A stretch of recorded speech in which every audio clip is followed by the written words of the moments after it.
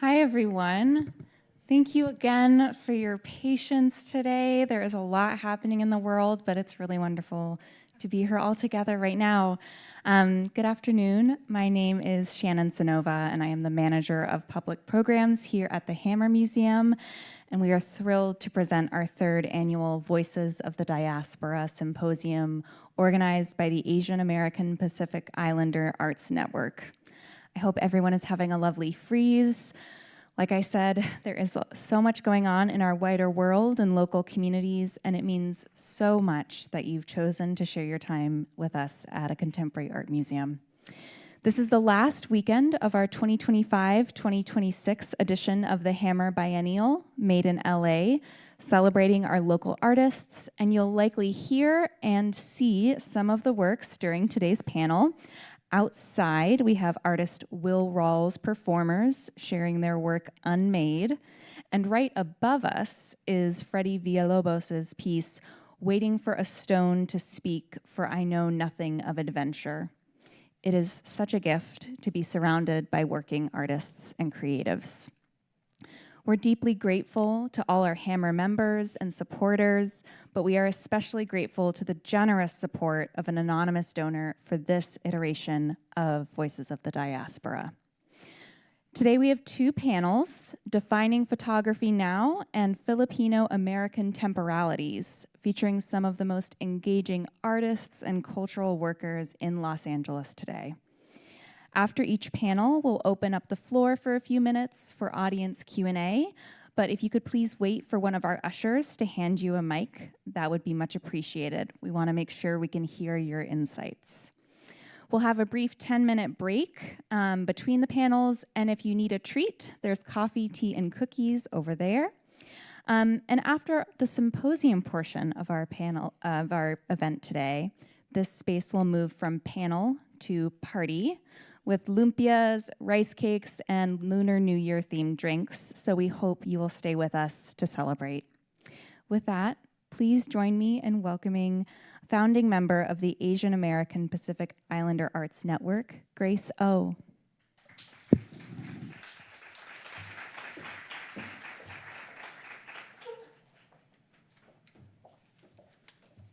Thank you, Shannon, and thank you, Hammer Museum, for always making space for voices to be heard. And thank you, everyone, for coming, considering what's happening out in the world and that it's Frieze Week, Frieze Art Week. Thank you so much. I hope you guys are all surviving. On behalf of AAPI Arts Network and the Hammer Museum, it is my pleasure to welcome you all to our the third annual Voices of the Diaspora Symposium. I'm Grace O, co-founder of the AAPI Arts Network, and it's been my honor to serve and advocate diverse diasporic art practices across my work as board member nationally with Creative Capital, locally with LACE, and through my leadership of the LA Chinatown-based architecture firm Formation Association. 3 years ago, the symposium began with the goal to highlight stories, practices, and visions of diasporic and indigenous artists and cultural workers of color. This symposium exists because the questions we carry don't always have easy answers. What does it mean to make art across borders, physical, cultural, historical? How do we hold the weight of colonial legacies while reaching towards something new? How do we tell our own stories when so many of the tools, the institutions, and histories of art were not built with us in mind? Today, we'll sit with some of these questions together across two conversations that I think will push and inspire us all.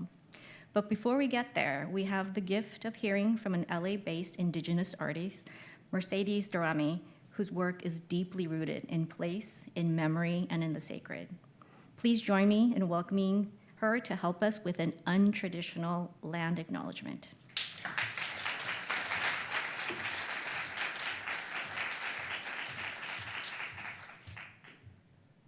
So miha, aweshkaneha, netwanyane Mercedes Dorame, hanuk vitum noam ki guashna koi tovangar, neshune mochovaha.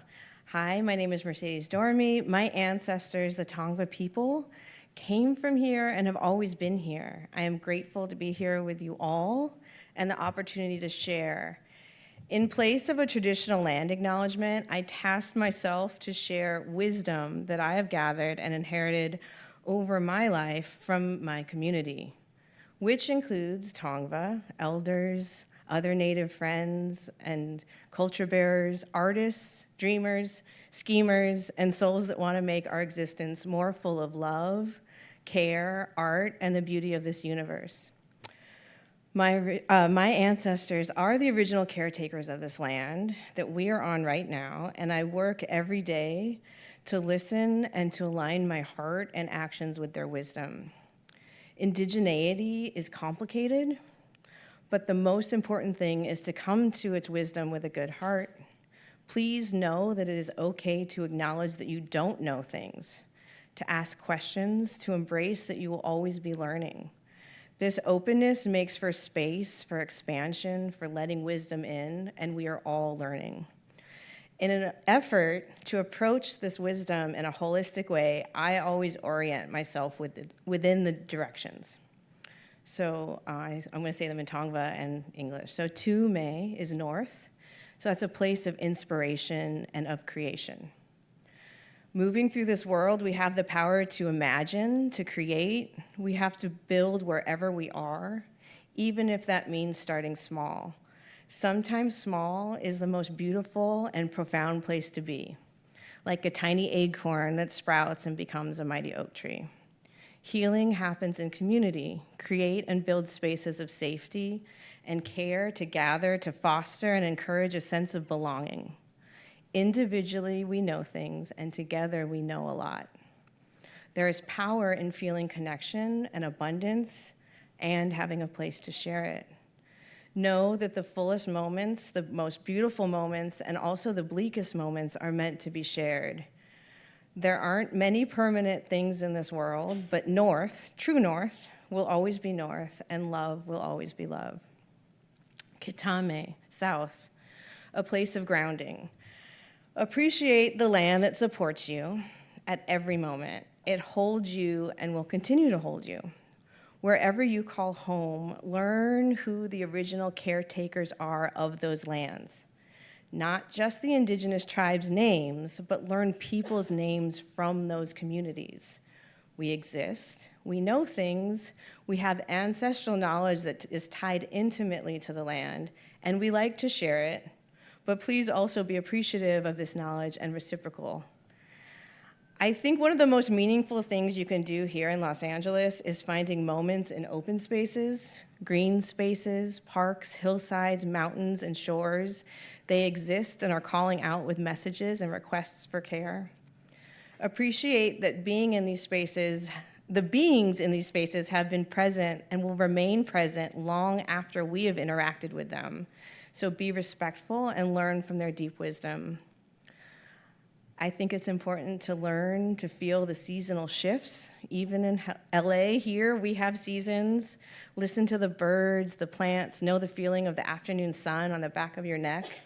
Tune your body to the changes of light throughout the year and on moments of the solstices and equinoxes.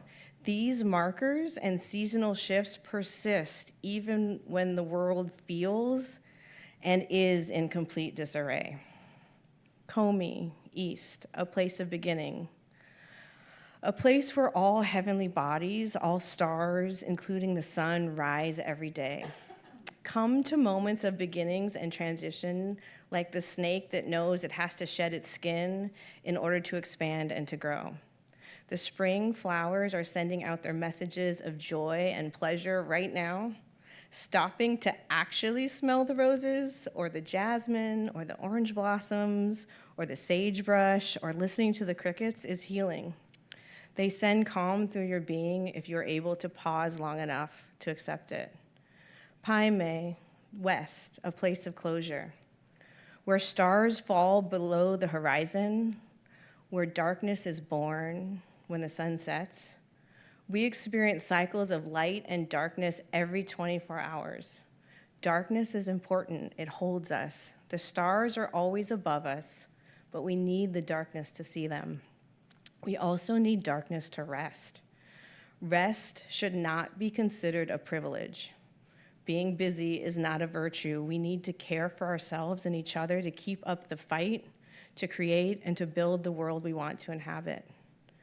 Appreciate those who came before you and us in the world, those who have passed, those who gave us life, They inform our place here on this planet. I sometimes am reminded that it is an absolute miracle that I'm standing here, that I exist, with extermination policies, colonization, organized institutional oppression of Native people. It is incredible that my ancestors got me here. But it is also in these moments that I insist on remembering and knowing that we do not only inherit this trauma in our DNA memory, but we also inherit survivance, resilience, and persistence. And although we often only speak of 4 directions, I'm going to give 2 more. The first is what I think of as that which is expansive or goes outward. For the Tongva people, the word for the whole world is Tovangar. So we are named Tongva after this land.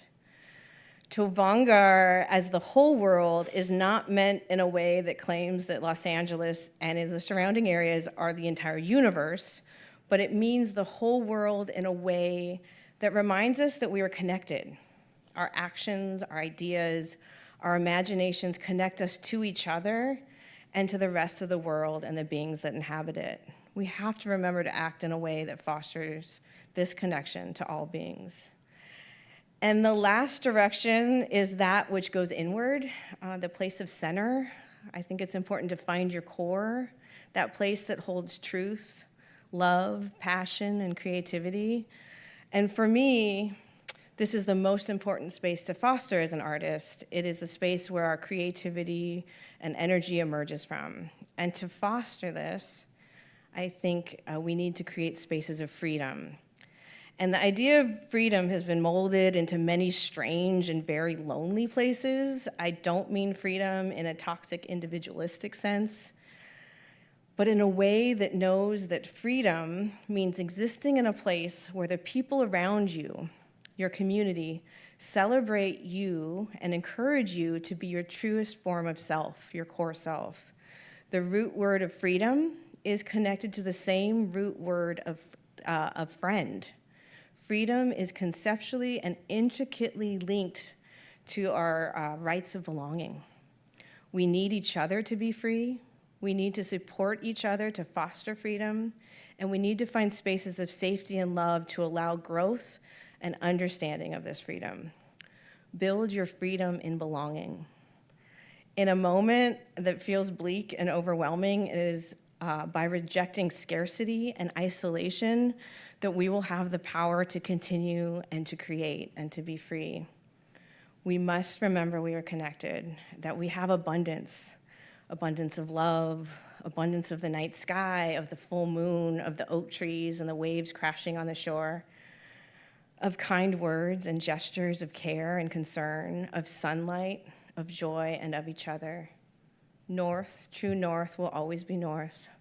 Love will always be love. Wishminokre neshune mochovaha.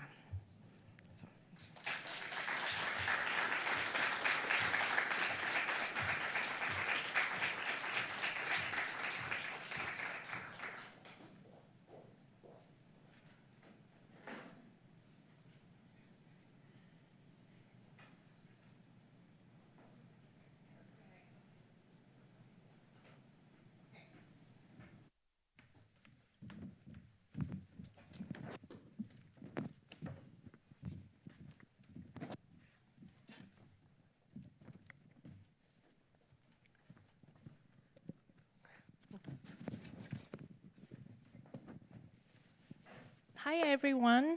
We're going to start with our first panel. It's a conversation on and around photography, but I do want to acknowledge that we're not living in a vacuum.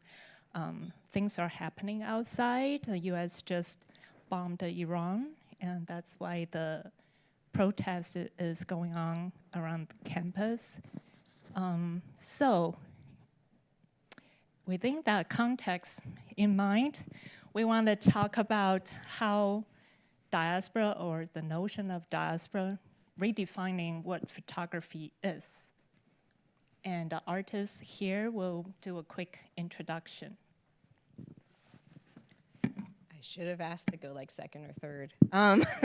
So my name is Mercedes Dorame. I'm going to show just 3 slides of some work. This is a project rooted in my Indigenous belonging.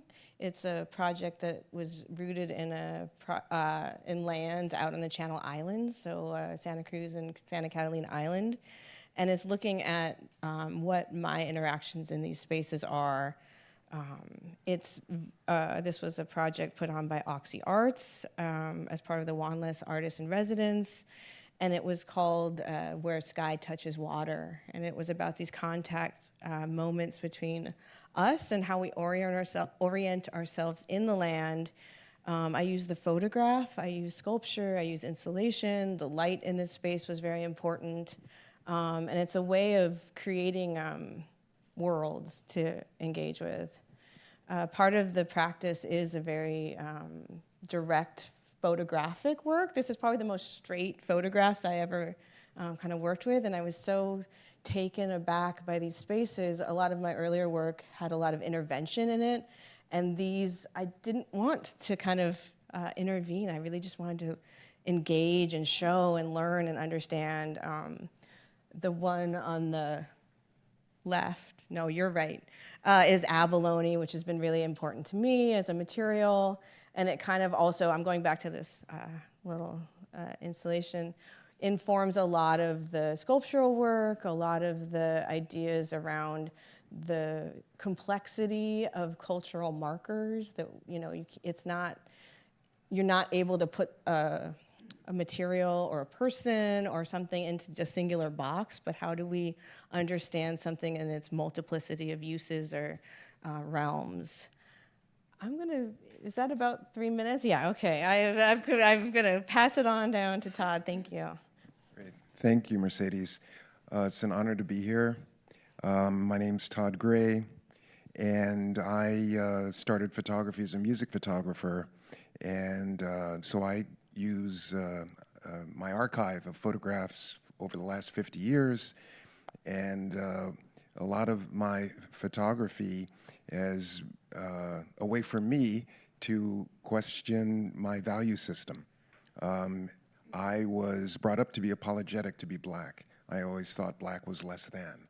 And it wasn't until I went to art school and I realized that my mind had been colonized.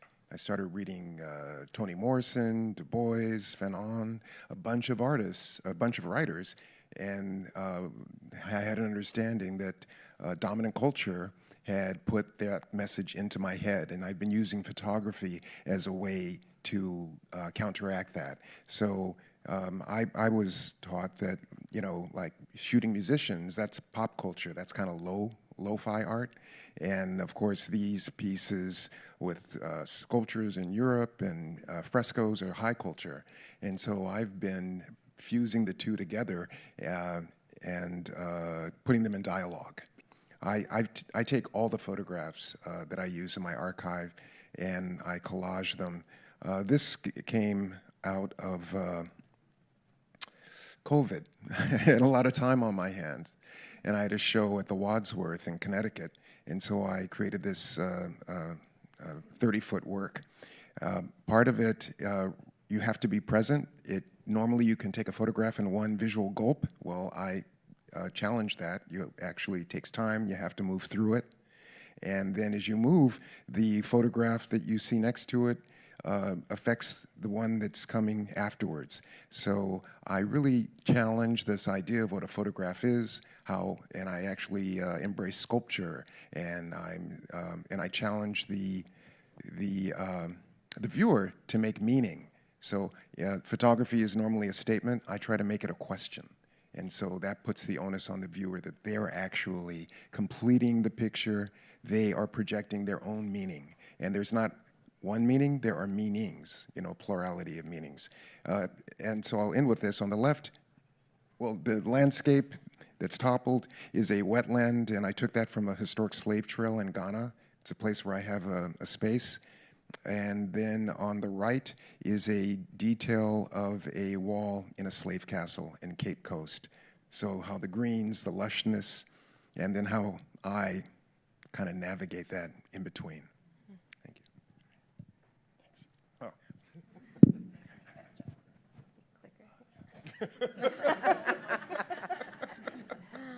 Thank you, Todd. Thank you, Danielle and Grace, for having me. It's an honor to be here. I am Phil Chang. I'm an artist and educator based here in Los Angeles. I work primarily in photography, and the body of work that I wanted to quickly show you guys they consist of photographs that last about 5 hours. The light that a viewer needs to view them, make them transform to a monochrome or basically a blank sheet of photographic paper. I started making these in 2008. So I've been making them for a while, and they were a response initially to the financial collapse of 2008. The photographs don't depict the collapse. What I was trying to do with the body of work was to figure out, is there another way to address, let's say, an issue of political economy, in this case, a financial collapse? And I decided to make these works be unstable, to kind of deal with loss, if you will, through the exposure process, through using expired, unstable paper, basically trying to rely on a procedural process, a structural process, if you will, of photography itself instead of depiction. These are just install views from an exhibition from 2022 to 2023 at the Artist Run Space, the Fulcrum. And this is install views from a group exhibition that was at the Getty in 2024. To give you just some insight about why I'm doing this work, the work is a way for me to engage with the belief that I have around the medium. I think the medium photography does a really great job at depicting the world. I think maybe we could hopefully agree on that. I've found that something else is more accurate for me in terms of photography, and I think that's how we produce photographs, how we circulate photographs, and how we then consume photographs. Those three activities are more indicative of the world than actual images of the world for me, and these bodies of work try to reflect that. Thank you. My name is Danielle Shang. I am LA-based writer and a curator, and I am very honored to have this opportunity to moderate this conversation. I wanted to go back to the very beginning. So 3 of you are not only practitioners. Did I sit on it? Not only practitioners, but also educators, or once upon a time, educator in the field of photography. Your artistic competence, social awareness, and your intellectual vigor will help us understand photography today and its intersections with identity, history, and power. And your own biographies, even Mercedes is native Tongva, are shaped by migration, dislocation, trauma, and imaginative return. I consider your practices code switching through 3 key interventions in discourse. First, through references to your own lived experiences. Second, through engagement with what Kobena Mercer describes as a rupture caused by dislocation and immigration. And third, through your ability to question dominant notions of modernity and modernism, as well as visual representation. So my first question is, because all of you related to the photography program at CalArts as students and as a faculty, what lessons did you take from that environment, and then how did it inform the way you think about photography today? Mercedes, how does your teaching there connect to your own artistic practice from Native American point of view? And Todd, did CalArts influence your turn towards using your own archive to examine colonial histories? And Phil, how did it inform your engagement with the photography's materiality? And could you speak a little bit more how this body of work on the slides contributed to your recent Guggenheim Fellowship? Should we go in that order? Is that Any order. Well, the only person here who didn't actually go to CalArts, but I'm currently faculty, I think I've been shaped by it in a different way.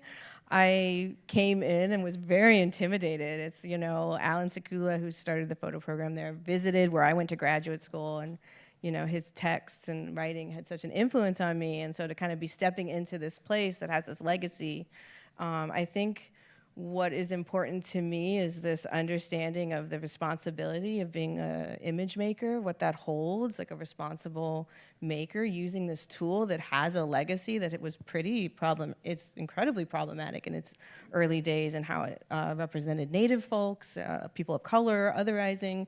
And so how do we use the logic of the tool kind of to, not against itself, but like almost to empower your own practice, or kind of bring an empowerment with this tool that had this history. And so I approach my role there is to kind of give that same responsibility to the students of like, how do we use this in a meaningful, real kind of non-harm, in a way that doesn't cause harm. Yeah, I double dipped. I did my BFA in this from 77 to 79, and I studied with John Baldessari then. And then I did my MFA 87 to 89 and studied with Alan Sekula and Catherine Lord and Mary Kelly. What happened in those years, in 77 to 79 with Baldessari, I realized that a photograph doesn't have a singular meaning. It is in context with something, what's next to it, and how you put something next to it, and the meaning can shift, the narrative can shift. So that means it's very unstable. And Sekula later said, well, what stabilizes it is a note at the bottom, a caption. A caption. When a photo has a caption, then you can anchor it. So that was in the back of my mind. I survived by taking pictures of musicians. I've shot lots of album covers and things, so that was my day job that allowed me to make art at night. So when I went back to grad school, 87 to 89, I studied with Sekula, and I got so annoyed with CalArts that at one crit, I just brought a whole box of my Michael Jackson photos and I dumped them on a table because I was his photographer for about 4 years. And Kathy Opie went to Alan and said, you know, Todd Gray was Michael's photographer. So Alan called me into his office and said, oh, I hear you have an incredible archive. Why don't you do some work? And I said, wait, that's just pop music stuff. And he goes, no, that's culture. That's real. That's political. So he gave me a stack of books, Fanon, Du Bois, all sorts of Foucault, a lot of critical thinking. And when I'm reading, and I was writing about MJ in this critical way, and how he was a perfect example of a black man whose mind had been colonized, I realized that my mind had been colonized. And I saw his attempts to be more European or what have you. That was going on in my mind. And that's changed the trajectory of my work continuously. And so now my mission in my work is to actually keep coming back to that in various forms, either conceptually or pictorially.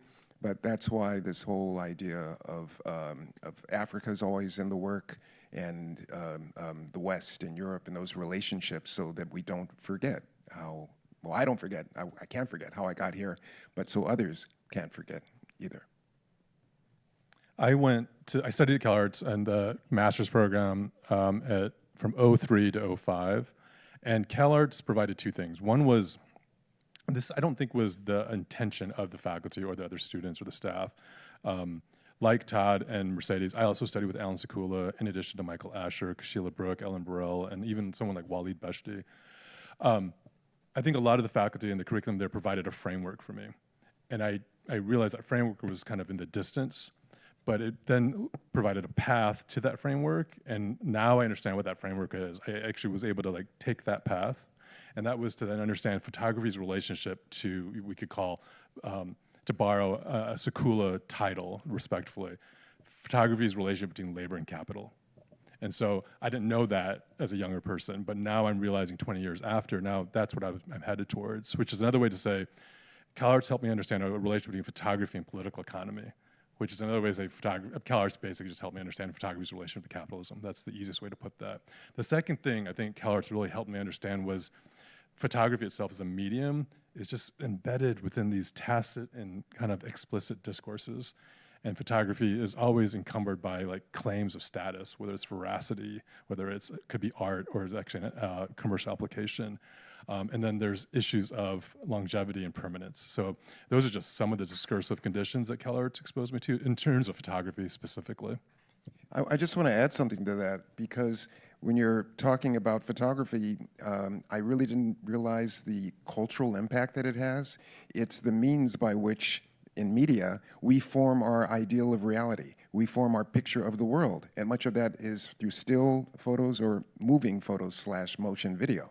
And that really affects how we interact and how we think, and it's so subtle. And this is how we take for granted, oh, this is how things are, because they've been pictured and presented in a certain way. So I think that whole idea comes direct, God, I think I'm giving CalArts too much props. But that idea comes right out of that. And yeah, I'll pause there. Well, I noticed in our audience, most of you are young artists or grad students, and that's why I wanted this conversation to be focused more on something that you can take away from. So piggyback on what you guys just said, I wanted to ask the next question is how do you bring that into your teaching, into your pedagogy? And more specifically, I wanted to ask you, what is the role of the art school today, and what should the area of photography offer in 2026? As more and more students from the Global South, working class backgrounds, and indigenous communities enter higher education, how are their perspectives transforming pedagogy and artistic practice? And given the substantial financial burden many are bearing, how should art educators address the tension between encouraging artistic aspiration and acknowledging uncertain economic outcomes? I just want to jump in because I haven't been in a classroom teaching in 11 years.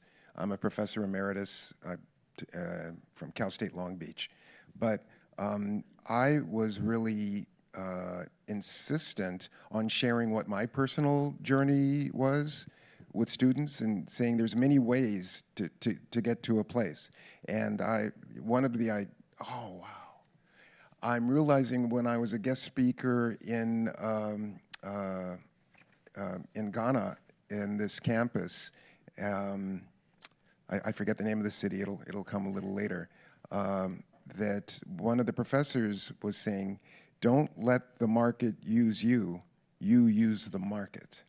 And CalArts had taught, when I went there at different times, is like, the market's verboten, the idea is supreme, the idea is supreme.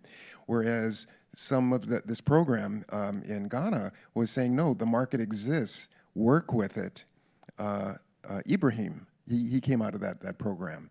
And then bring it back so that you can use it as to create opportunities and raise economic conditions where you are. So hence like what Theaster Gates is doing. And so this isn't specifically photography, but for me, I think there's ways to acknowledge the big elephant in the room, which is capitalism. And then, okay, then how can we not be subjects of it, but actually use it as a tool? And so that's one of the thought processes that I came up with.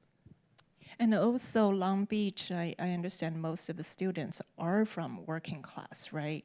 And have you had an opportunity to address that tension? Well, when I was teaching, I was telling them the realities of, that you might have to get a regular 9-to-5 job or to really increase your skill set with photography, because there are well, this was, 15 years ago when the technology was when you had to have more expertise with the technology. Now the technology has gotten so sophisticated that it requires little expertise to do a lot of things. But I was really leaning into being able to control your tools and so forth so that you could get a job with a camera and seeing what possibilities were out there or how you could rethink it to create some kind of economic platform. But I've always said this, if you're at Cal State, the state system, that means we're grooming you to be teachers. We're grooming you to work at a certain level. Whereas if you go to a UC, oh, they're grooming you to be at management level. And I did this so they'd have a chip on their shoulders.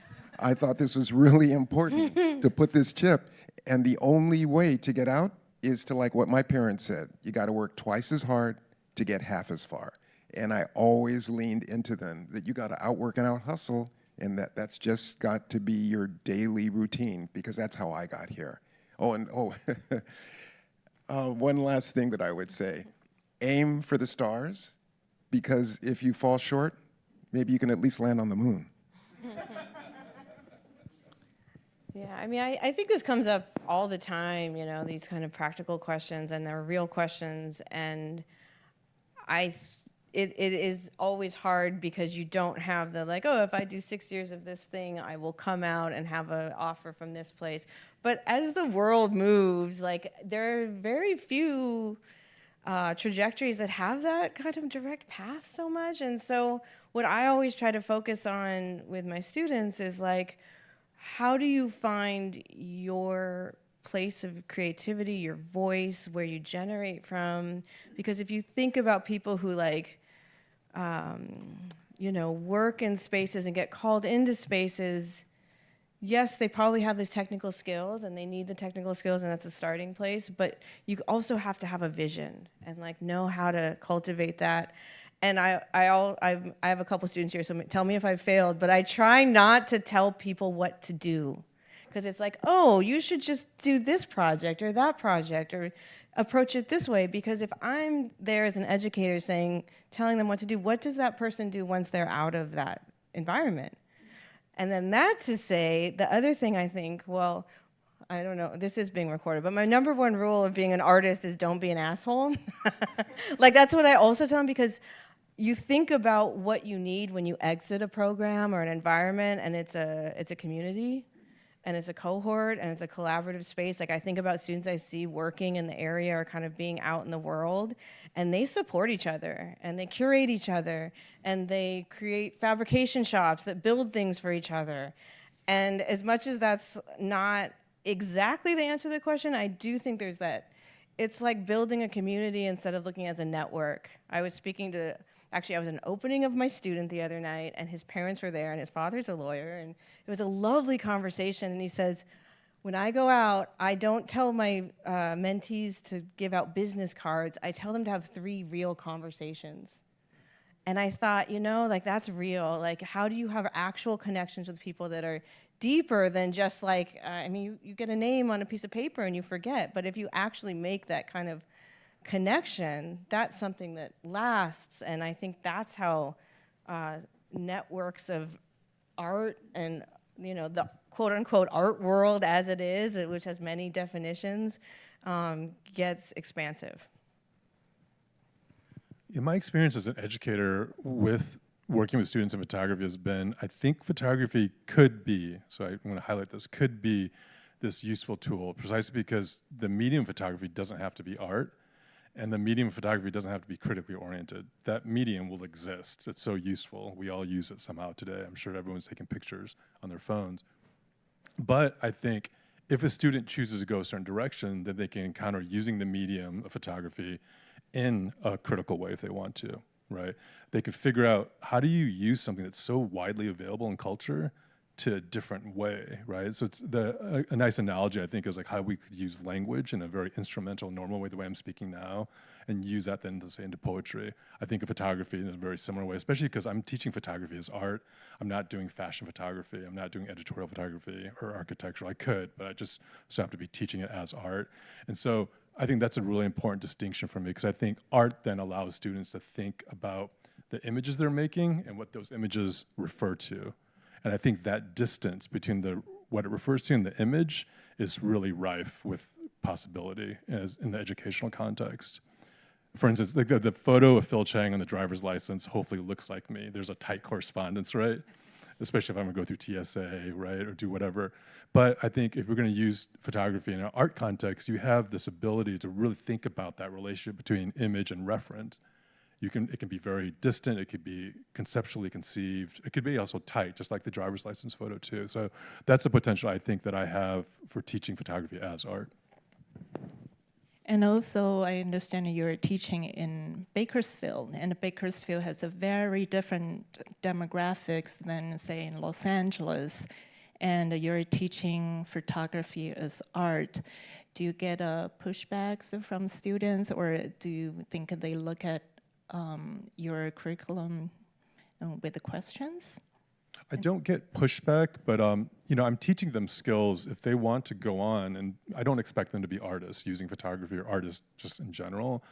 They can have the same skills. You know, we're learning the camera, we're learning software, we're learning AI, but we're also learning how to be together and commune in person or Zoom, let's say, and to think critically, but to also then figure out reciprocity with one another, and that could be in the critique format or a reading discussion or a discussion around a film or a field trip.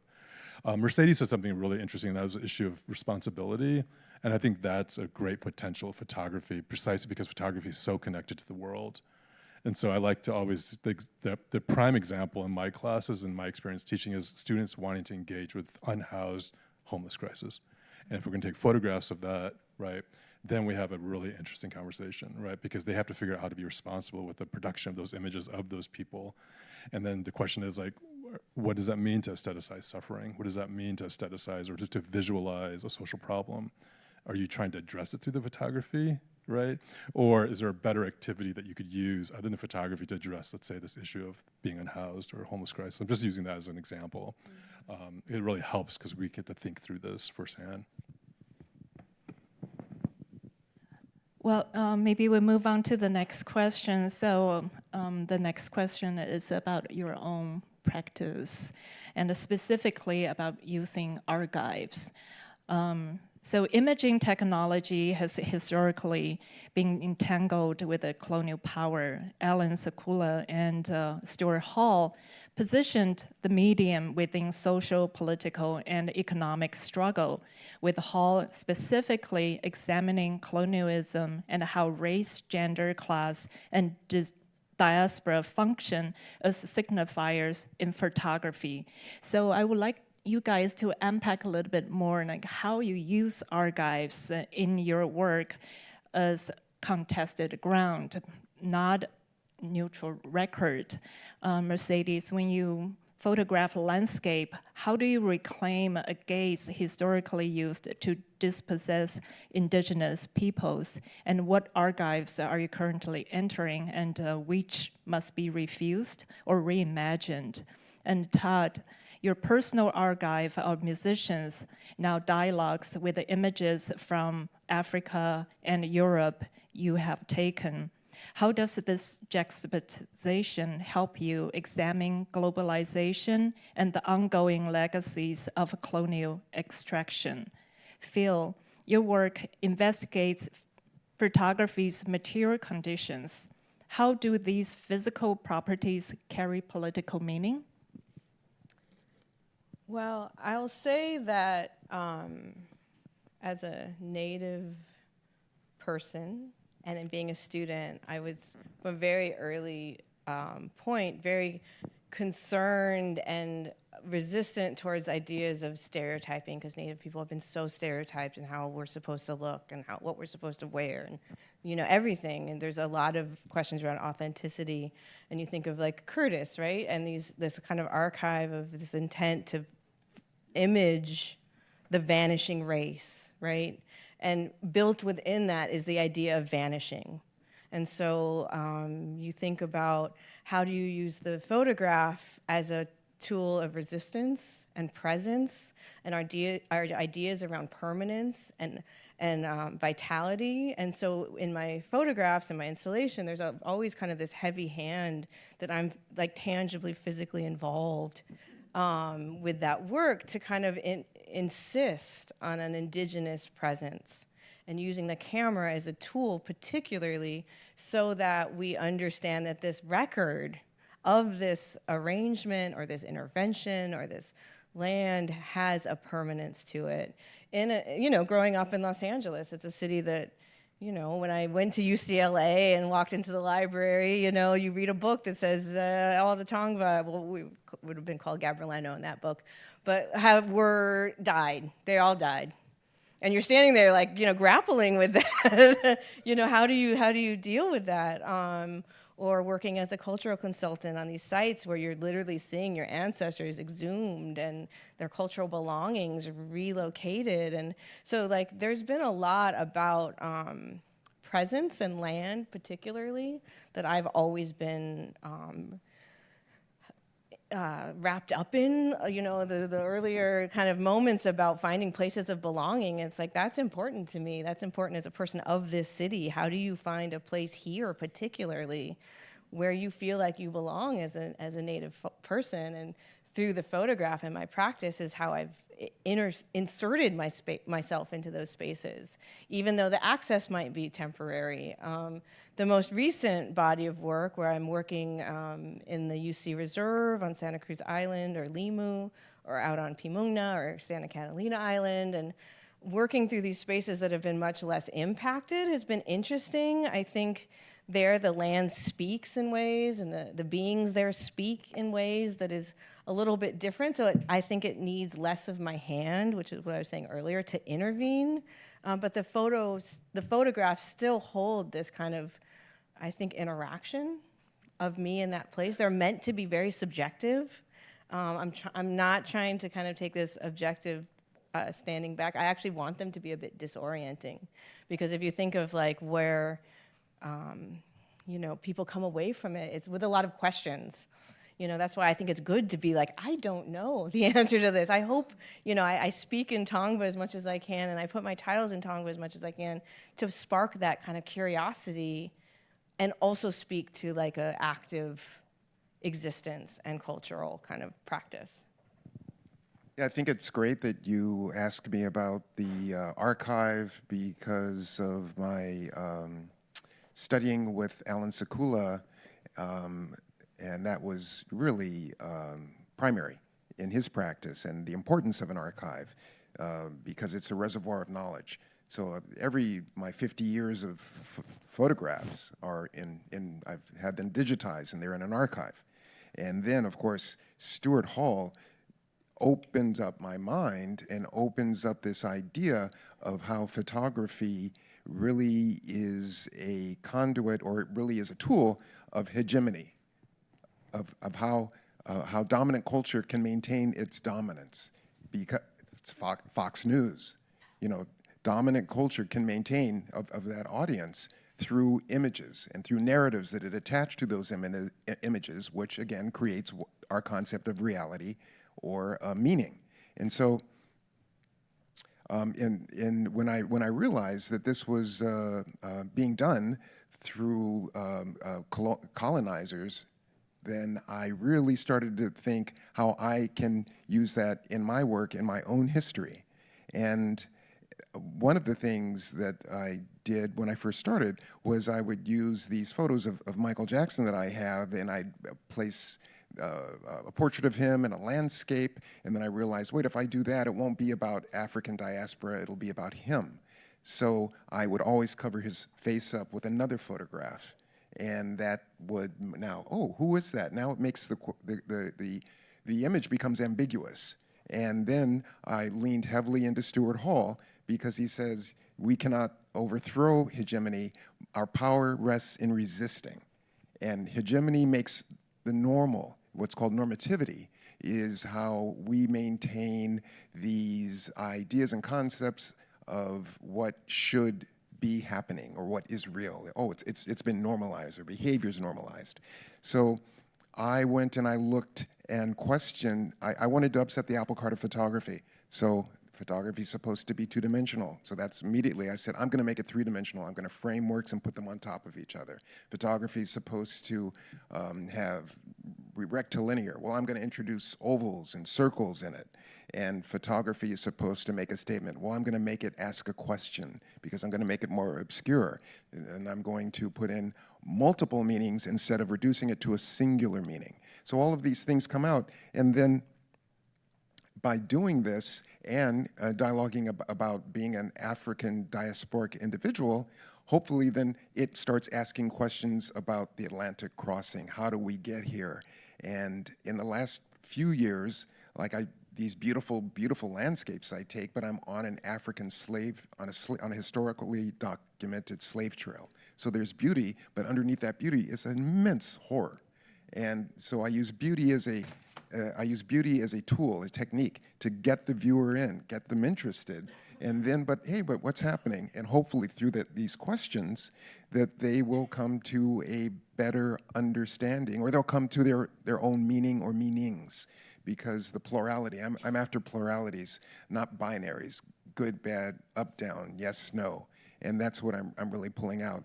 And I think I might also say that lately, in the last couple of years, now I'm photographing African chiefs in these different celebrations, because those were the ones that sold us to the Westerners, to the Europeans, to the Americans. And we don't talk about that. So that's really important to talk about power, just power, and how it exists and how it brutalizes.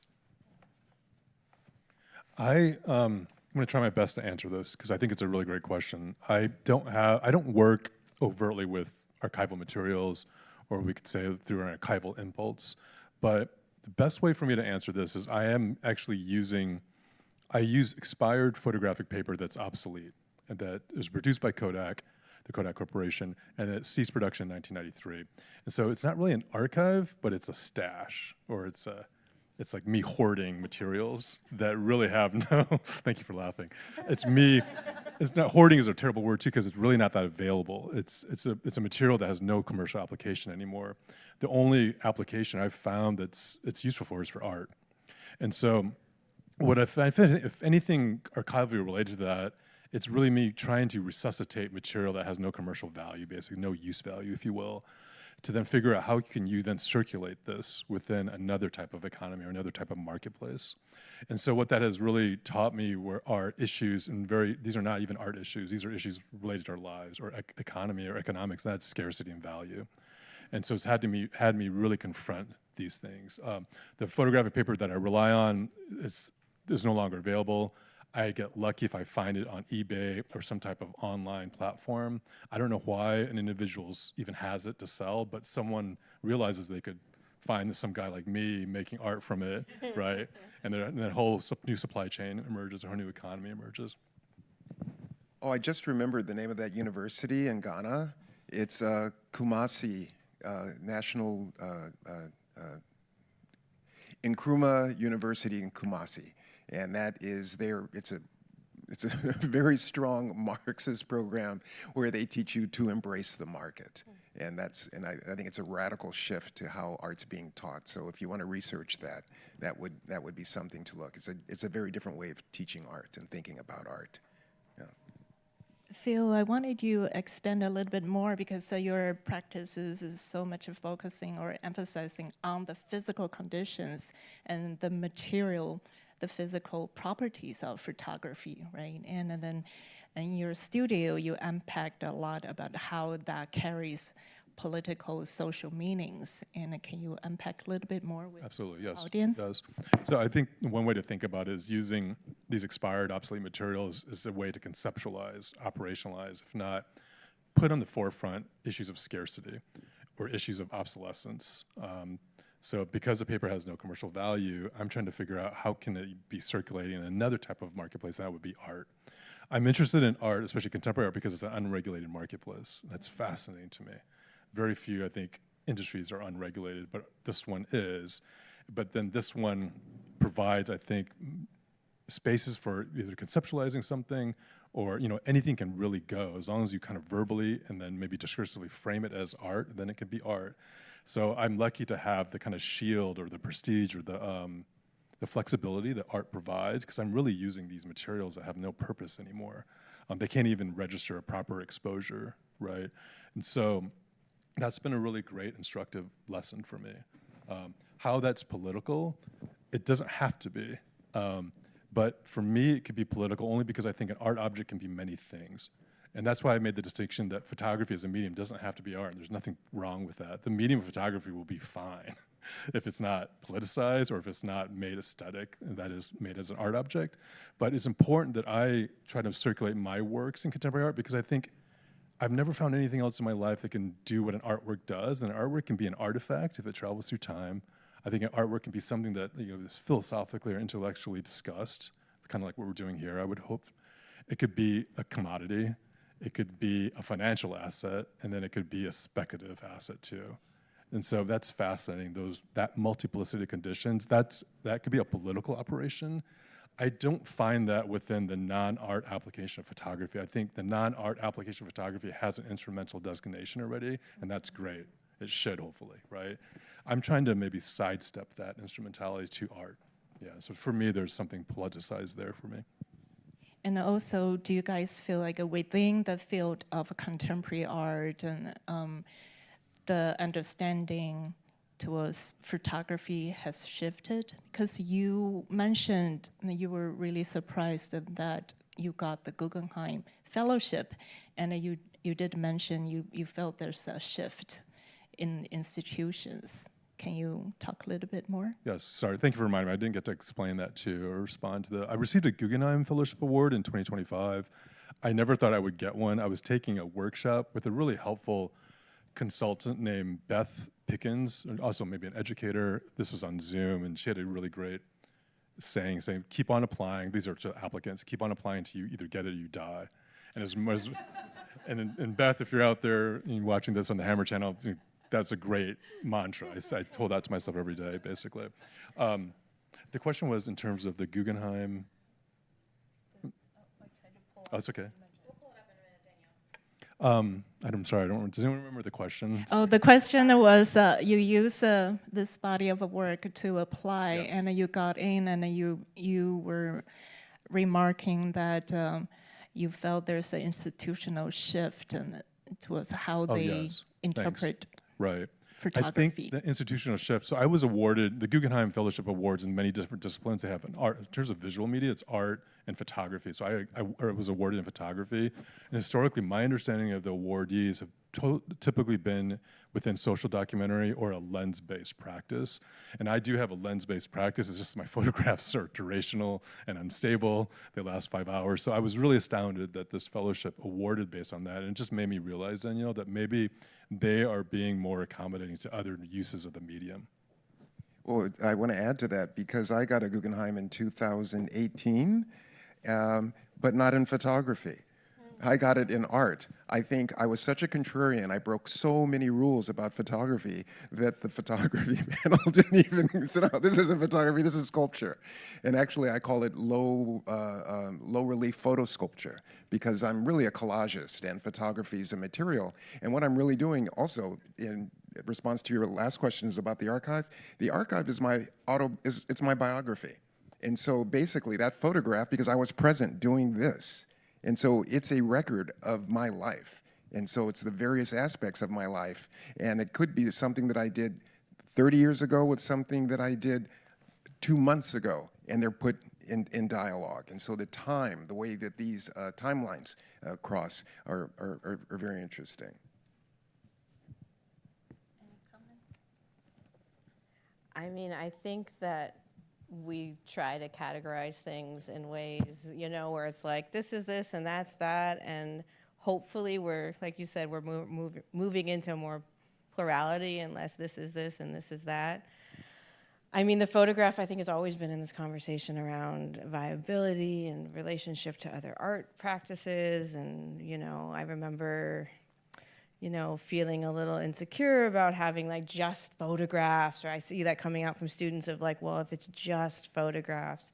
But I think there's a lot of practices that absolutely show that it's not just photographs. There's the way that which the image can be used that traverses so much more than this kind of application that's maybe what you're talking about, where it's not critical or not political or not having a message. So I like to think that things are more expansive and more open about what we consider practice categories. But when you think about these big granting kind of organizations and you have to click a box, like I often am like multidisciplinary because I don't know what else to say at this point, and I think part of the fun of making art and the challenge of it is trying things that you've never done before, and whether that's approaching the medium in a way where it disappears and it's not supposed to, or making it dimensional in a way that it's supposed to be flat. Like, to me, that's exciting space, and so I try to kind of push into different areas. Yeah, maybe I'm a contrarian too. But I got to say, I was being brought up as a person of color. My parents always told me, if you follow the rules, you're never going to make it. I wish my parents had told me that. No, because they said they will pick someone white. They won't pick you. Whatever culture you're in, the dominating culture will pick the group that is in that dominating space. So they said, you must offer something that only you can offer. And that's yet another thing that I would say in Long Beach. And I gave this little, I would go to students, I go, see what you're wearing, see what you're wearing? Okay, go look at the last 5 music videos, because I'm curious to see how much your quote unquote individual taste actually came from watching these people perform. And letting them know that a lot of your decisions are made by other people through the consumption of media without your knowledge.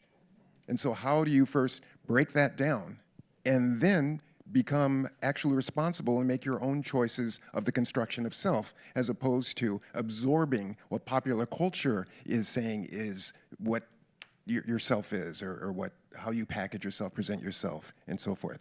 And I said, and that's what art is. If you just make art that you're making because it's happening and so forth and so on, without criticality, you are not going to get to something that is a perspective that is singular. You are going to reproduce culture that already exists. AI. So, so that just sort of, I think like that. I'll come up with other quips later on that have nothing to do with the question. Well, I'm not gonna do any more questions, and I'm gonna Cut off. wrap it up. But I would love to end with Paul Gilroy. He says, "What was initially felt to be the curse of homelessness or enforced exile is reconstructed as the basis of a privileged standpoint from which critical insights about the modern world become more likely." And I think your practices embodied this transformation, turning dislocation into knowledge and diaspora into a lens for seeing the structures that shape our visual culture. Thank you so much for this generous conversation. And we have a few 10 minutes to take some questions, but please make your questions or comments concise and clear. No speeches, please.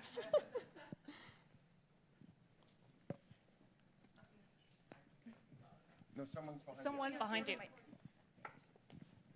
Thank you all. My name is Adam, and I know some on the panel. Question for Phil.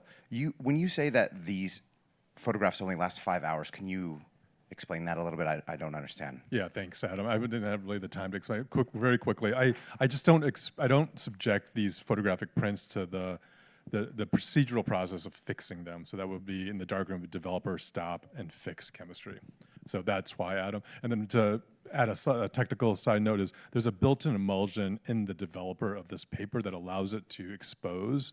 And less people know this process now, only because digital has kind of surpassed analog materials. But this is really rooted in a kind of light sensitivity. But precisely, Adam, because the paper is desensitized and expired, I can do this process that lasts about 5 hours. Yes. So Adam, what he meant is like this image, after 5 hours, it becomes just black. Yeah. I have a question about censorship, not only in the different schools that you mentioned, and around the subject of diaspora and colonization, but also the responsibility of an artist, a teacher, institution, because we all know there's so much happening right now, especially. So, especially as artists, you know, at a certain level, you're given obviously a bit more freedom, but still not.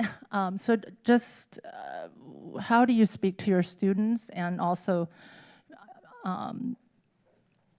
besides showing your work and your also your path to where you're at in your practice. So again, that question of censorship.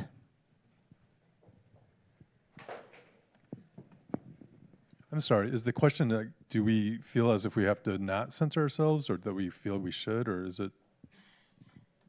No, okay. No, it's more about, I mean, when you see universities and museums censoring language and images.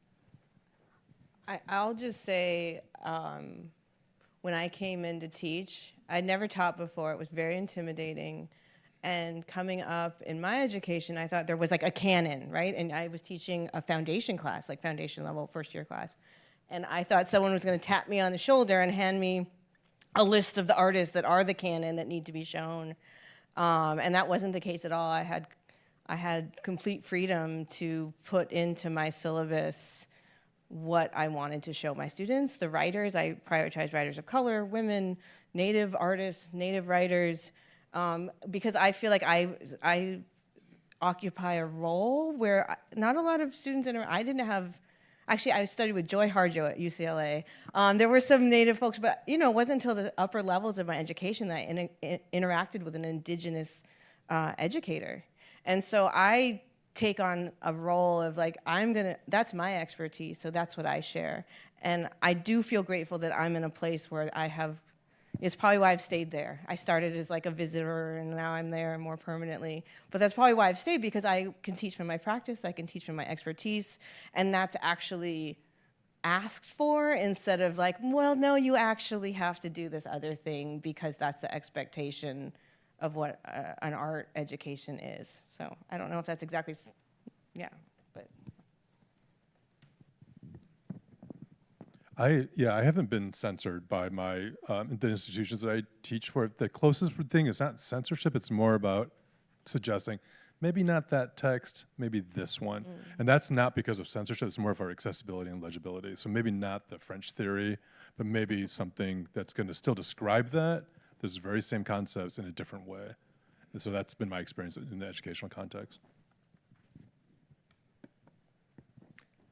Hi, thank you guys so much for a great panel. A lot of the history of photography has been really obsessed with portraiture, and I think, as Phil mentioned, with social documentation. That's how we think about a lot of photography even today in art. And what was really striking about all three of your works that you shared today was maybe less of a figurative presence, I mean, that one being accepted, but even like with the figure facing back or the face covered.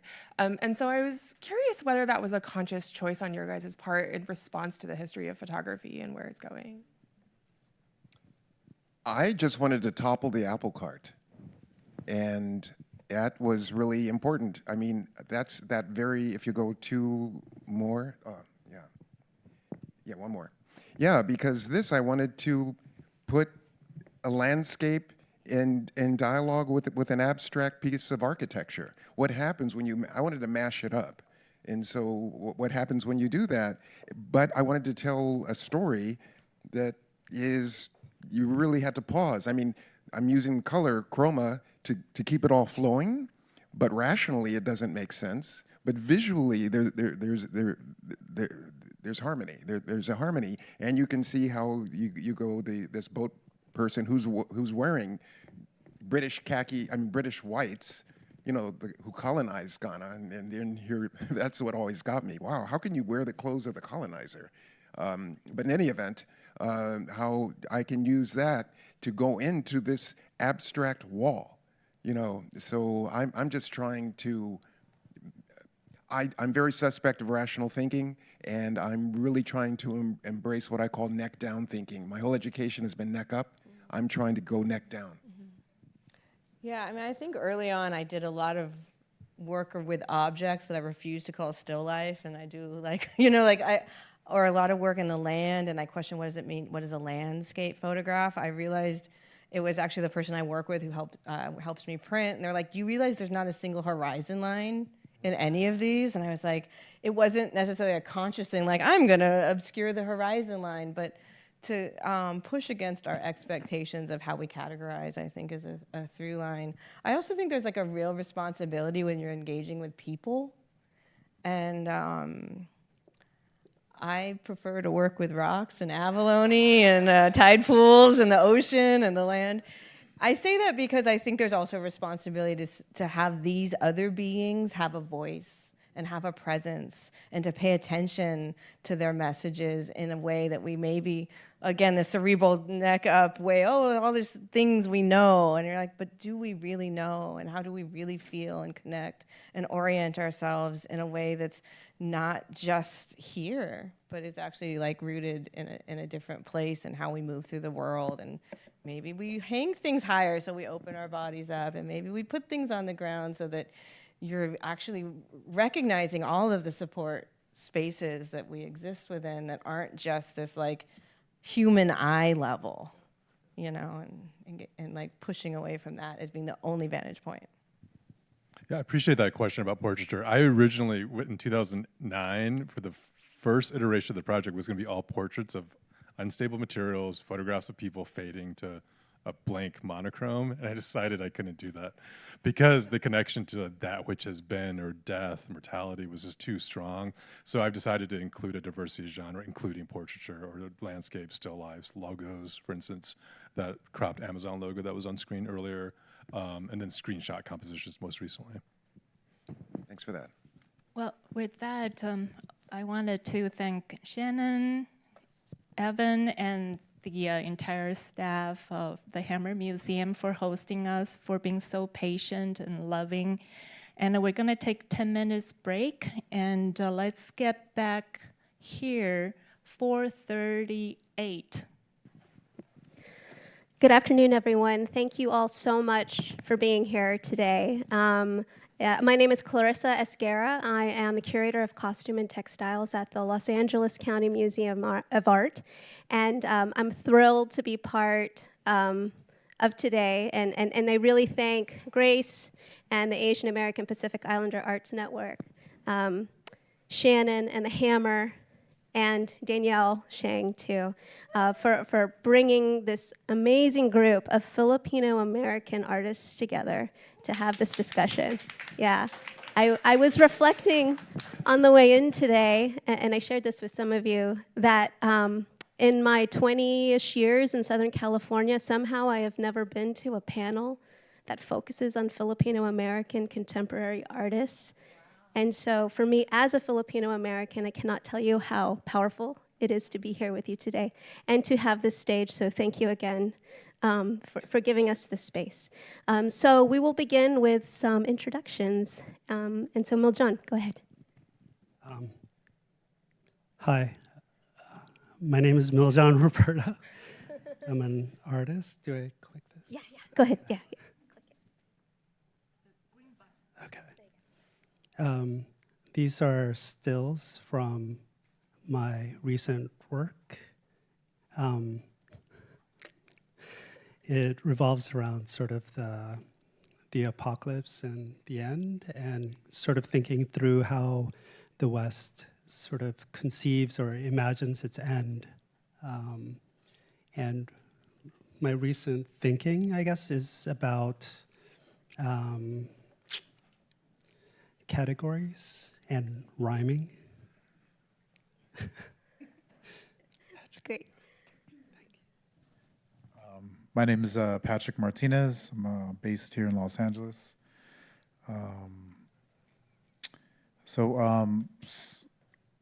This work is like a mixed media work. I paint and I draw and I sculpt, but this work is a lot of things. It's stucco, it's paint, it's spray paint, it's tile, ceramic tile, it's neon. I imagine these as landscapes that are inspired by and informed by Los Angeles. So the materials that I'm taking from the landscape, these are all kind of like images and materials that I sample from the landscape to kind of compose a landscape. This specific piece is about the galleon trade route. It speaks on that.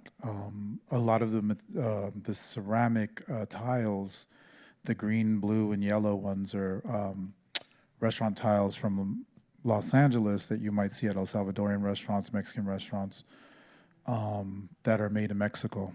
And the other tiles, cement tiles that you see, the purple, maroon, and green tiles are from Manila, the Philippines. So I'm kind of, thinking about tile or, materials and weaving and composing those materials together in the work that I make with these landscapes. So observing the landscape and kind of drawing from it. I also work, I have work up now here at Made in LA. This was kind of the first piece that instigated this next piece, or this piece here on display, but this one I created in 2023. Again, just kind of thinking about the landscape of Los Angeles and the histories of it.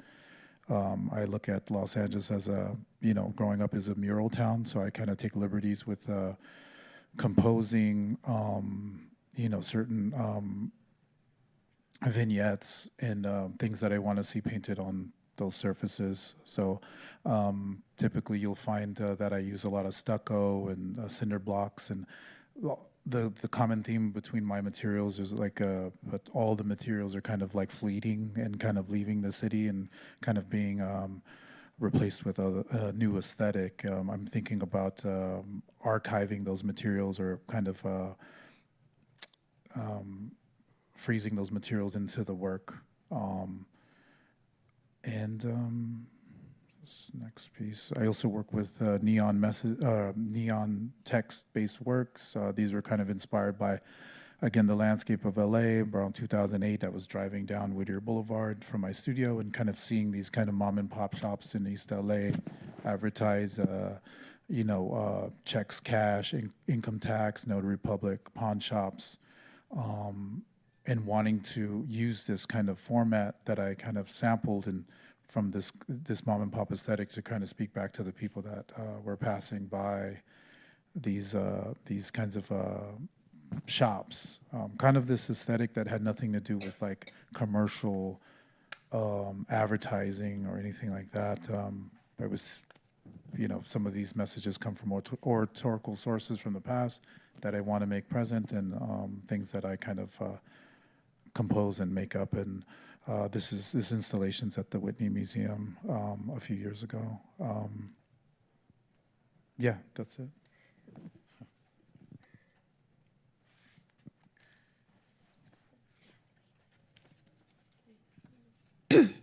Sorry. If it's okay with you guys, I kind of prepared a statement. Well, first of all, I want to thank Danielle Shang and the AAPI network for inviting me to share today, and I thank you all for being here today as well. I'm a multi-material artist. I use materials that can be primarily manipulated by myself because I like the process of engaging with my hands when I make art. It serves as a gateway for me to consciousness. My body of work includes drawings, paintings, sculptures, collage, and installation, all that are entered through drawing. I make work to broaden the inherited cultural narratives. I was born in Manila, and I immigrated to Los Angeles in 1970. And just before turning 4 years old, most likely before I realized it, my work began as a deconstruction of my immigrant experience, primarily from questions about growing up marginalized. While in graduate school, I began to develop strategies in my work to avoid pigeonholing. And I chose to use replication and consumerism to address the personal narratives instead of figuration. Although I still enjoy using ordinary in my work, ordinary things, My interests have been evolving as I encounter, read, and learn more about colonial history, racial constructs, Filipino-American history, and my own rich heritage. My encounters with artifacts, images, and archives have introduced figurative elements back into my visual vocabulary. I see myself as a recorder that seeks to connect with what I'm observing. I also employ scale and perspective in what I do, as I'm always interested in the way the work can be encountered, because ultimately I'm valuing awareness. Thank you. Thank you. Thank you, Miljon, Patrick, and Mary Rose. The theme of today's panel is Filipino-American temporalities. And when we talk about temporalities, that is the state of being bounded in time, referring to the quality of existence within a past, present, future structure. And in thinking about that theme of time, place, also hybridity, all three of these artists, we could see that this informs their identity and thus their work too. Each artist on this panel explores time and place, whether it is an interrogation of past histories that were never taught to us, telling stories buried in time, or investigating the colonial structures of our perceived sense of time in itself, which Miljon has an amazing essay about. I highly recommend. It's a great tool. What role does time and place play in your work?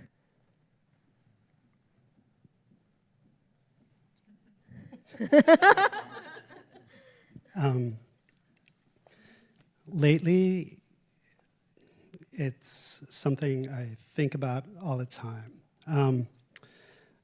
Yeah, I mean, I'm just thinking through sort of the basics of what time is, and I think, you know, a lot of times, you know, we take a lot of ideas for granted, and so I'm sort of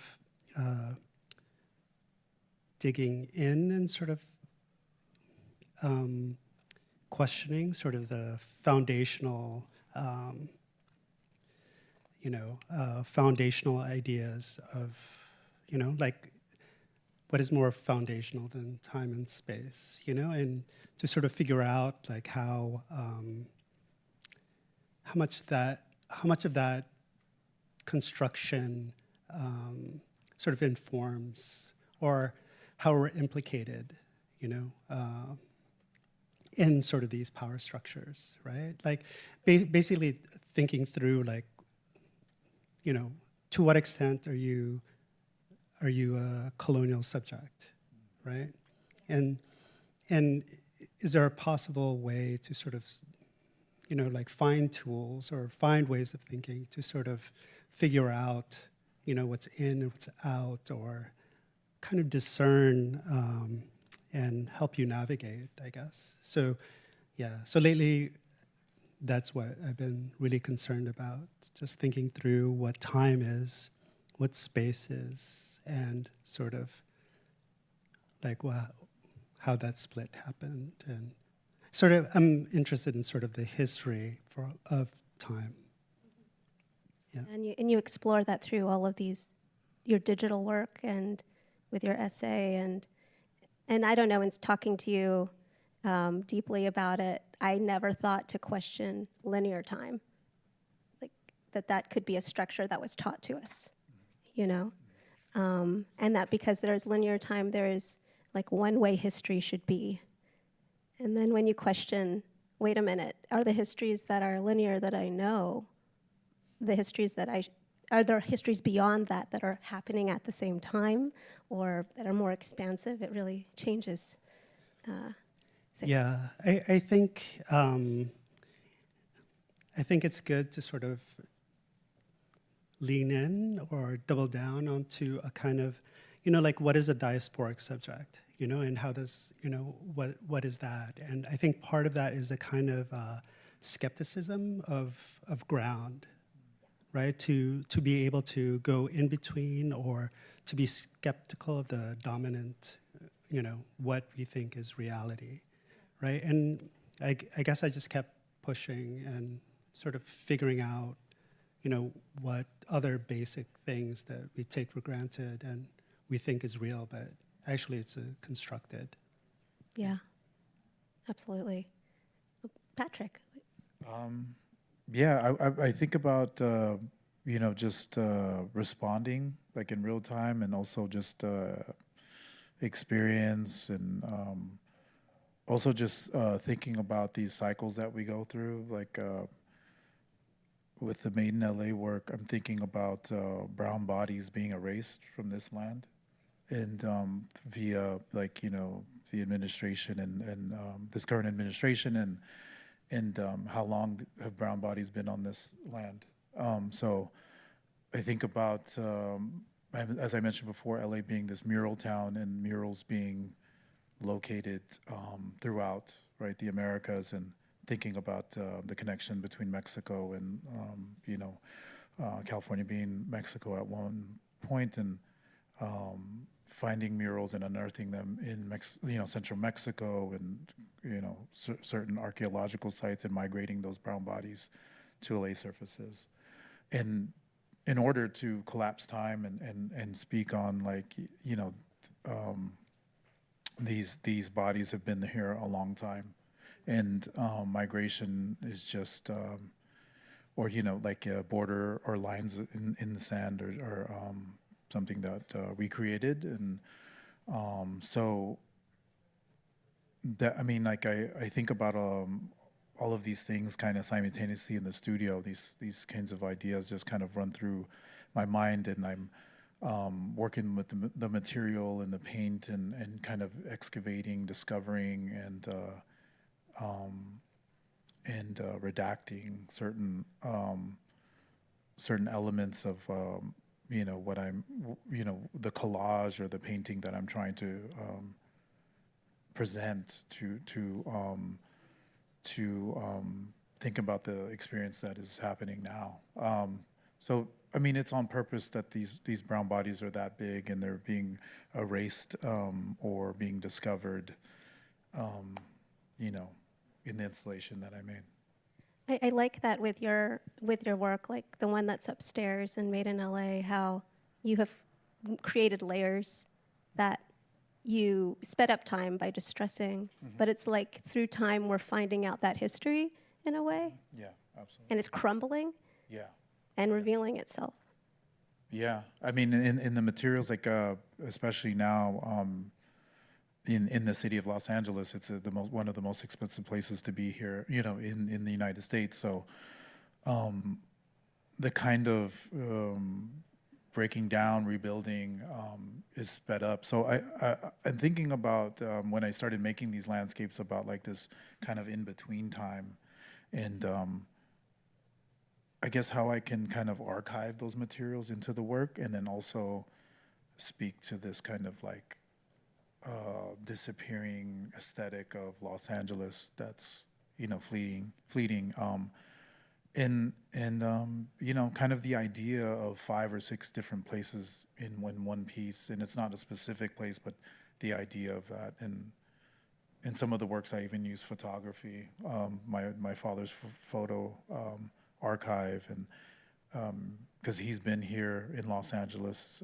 grew up in South Central Los Angeles in Boyle Heights, and he was kind of observing the land because he did photography, and so I kind of tie all those things together, even my mother's kind of experience, so that too. Mary Rose. I find it interesting that what Mijan was talking about, and how it kind of comes into colonialism, because I think for me, they're making work and then realizing that there exists a colonial knowledge that that is prior to me being here, and a racial archive that's already here. So when I am experiencing things personally, I start to see that it's rooted in this history that's been kind of distributed, via who creates those archives are also the bearers of what is archival. And so that's what I've been learning a lot about, is how it's almost stamped already. Yeah. Yeah. And I don't know, when I visited you, I loved learning about the American colonial period, and then the kind of drawings that were the media, like in the previous panel, just spoke about how it basically justified America's first colonial subjects, which were the Philippines. Yeah. And how you really interrogate it through your work too, which I found really, really powerful, because at first you don't see it, and then you see it, and then you can't unsee it, much like learning history, right?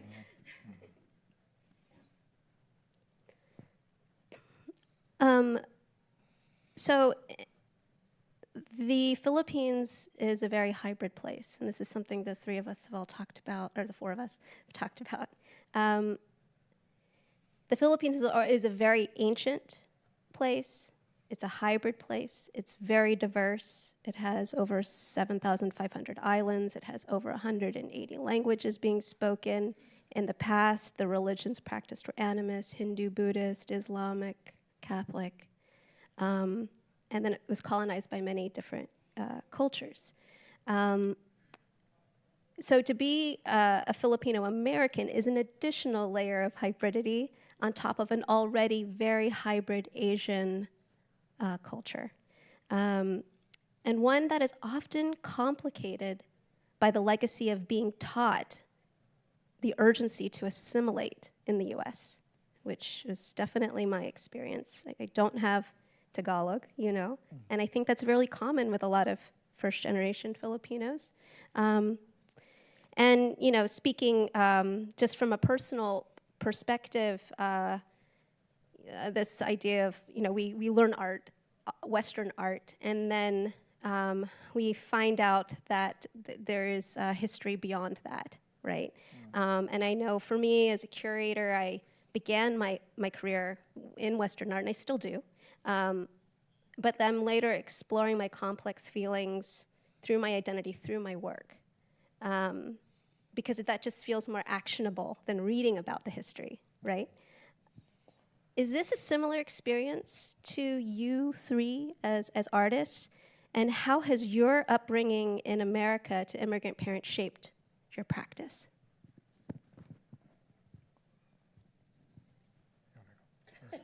I can go.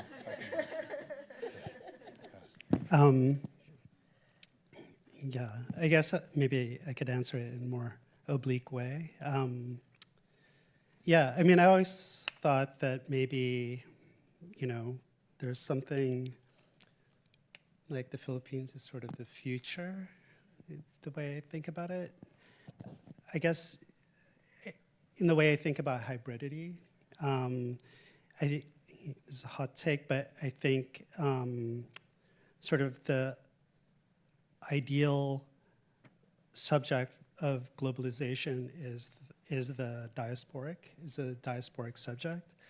And, so people who could move in between grounds, right?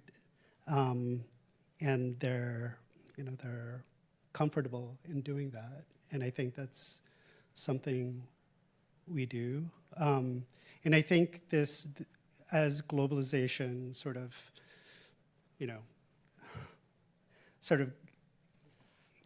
basically totalizes the earth, you could see sort of the response to this, right? Like the demand on subjectivity is that you have to be a diasporic subject, right? So there's all these response, like we could see here when white people freak out, right? Now that they have to, once they're sort of in the center, but through globalization, now they have to contend with multiple subjectivities. They have to learn different etiquettes to enter different spaces, right? Yeah. Yeah, it's like talking to Danielle earlier, like the Philippines maybe has been globalized in the ancient world in many ways, maybe, and so who is being globalized now, is like the... Yeah, I think it's, I mean, the way I think about it is that,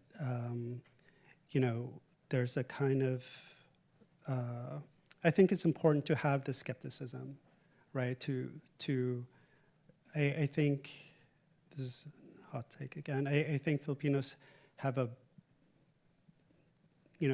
because of this hybridity and sort of, I think they're good at navigating through different grounds. And I think I like this skepticism of it, of different grounds also, they could hop back and forth and through multiple worlds. And that is a globalized, or the subject of globalization, But yeah, so, I mean, the question then is, yeah, now what, I guess. Yeah. Patrick or? Yeah, I mean, my experience is, my father, like I mentioned, is from here, but my father's side of his ancestors are from Chihuahua, Mexico, and so they've been, my father's side has been here a long time. But on my mother's side, she came here in the 70s from the Philippines, a small village called Tacloban, and she, through her, I was able to, like, I watched, her assimilate essentially, in kind of conceal in certain groups, her accent, or try to adjust herself. And I don't know, it's something that I saw that she was trying to do early on, and then she just kind of like was kind of in my mind, she was just kind of like fed up with the whole kind of idea of like this American kind of dream. But I think at the beginning, she, I talk about it in the work that I make, is like this, like she left this this idea of paradise, these palm trees for another set of palm trees here in Los Angeles, and she had an idea about what things could be like, and it just didn't come to fruition. And she prayed the rosary every day, and she was devout Catholic, and she assimilated in ways that she probably, she named me Patrick and my brother Christopher, and she didn't speak to us, and she didn't speak Tagalog. She learned that later, but she spoke a different dialect, Oray, and so she wouldn't speak to us like that. Like, she would just speak to us in English, or try to speak to us in English, and the only time that she would speak in her language was when she was talking to her sisters, or angry or something, just kind of like going off. And that was my experience, my mother's side, we, when there was parties and birthdays, we, the food was there, and, the festivities were there, but I've not yet been to the Philippines, and I know it's kind of a crazy thing. I'll make my way there, but it's this thing where I saw how uncomfortable she was, growing up and trying to adjust to this country and trying to find her way, and also her family too, just trying to figure out where they belong here, and I feel that's still kind of true with how I'm navigating this space, especially the art world and other things in life. But yeah. Yeah, for me, similarly, my parents came in the late 60s when the Post-Hart-Celler Act allowed immigration from countries outside of Europe. And so they came with that wave, the fourth wave. And they wanted us to assimilate early on. So when we were waiting for approval, they weren't talking to us in Tagalog. They were talking to us in English. And and my parents come from that background where they learned American values in the Philippines. And so was really deep, we heard about it in the earlier talk. My mom was pretty colonized, yeah.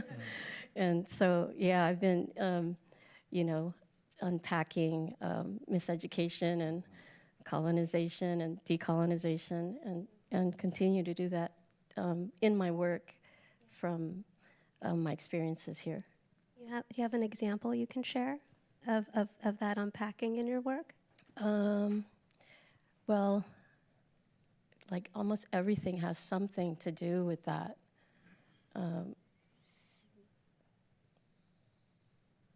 I mean, there's even like, early in grad school, I did a giant jar of olives, and it was like kind of like having multiple uses of olives, and using consumerism as an idea of distribution. And I called it, Mendoza Spanish Queen olives with electric plugs, and because I was told that we had Spanish blood, right? And we're all learning that our names were actually not Spanish originally, but that they were changed, and we were just all given a name. But both of my parents have Spanish names, and so that kind of embracing this fictitious Spanish. Turns out I'm like 1% Portuguese, but she didn't think that. She thought she was Spanish, that she had Spanish in her for years. So. I had that lore passed down to me too by my grandmother, and she told this very fantastical story about a Spanish conquistador and a beautiful Filipina. And then I did a DNA test, and it's like 0 European, 0. Yeah. But that's kind of this like embracing of the something that they saw was higher than themselves, right? Yeah.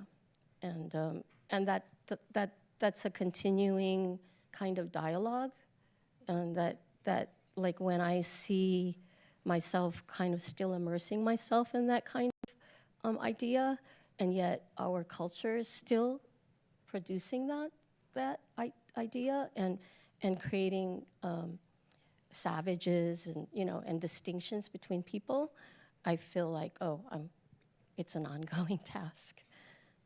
Yeah. I think a lot about the way I was assimilated too, and how it was also taught to us because our parents, even though they grew up in the Philippines, inherited it from their parents there as a colony of America.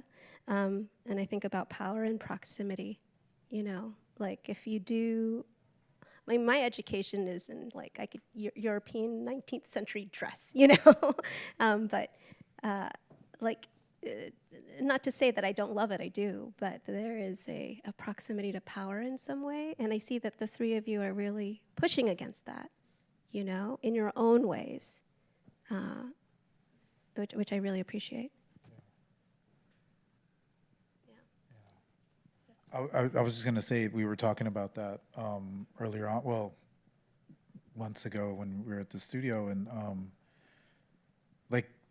understanding kind of this European easel painting idea of like how things, or like that's how I was brought up, right? Like just thinking about how a painting is even successful, or what might have been like in me growing up and thinking about, well, that looks like a beautiful painting and this isn't. And then I was thinking about like my upbringing and how my entry point to painting was graffiti, and in the 90s, and kind of like using that as like a, kind of like a foundation to approach unconventional ways to complete paintings. And I don't know if I would have ever tried to like decolonize like the studio that way and attack or trying to find another way to communicate my experience or what was closer to my experience in the work. So that's kind of like my plight and just kind of where I'm at right now, where with everything that I do is just kind of flipping that on its head and kind of pushing back pushing back on what I've kind of learned. Yeah, absolutely.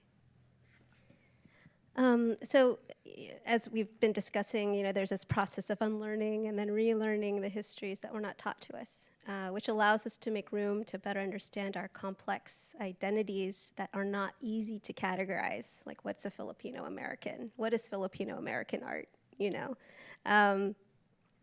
All of the artists on this panel have done extensive research in history, which has informed their works deeply. How does your work reflect this shared need to challenge fixed narratives that often leads to erasure?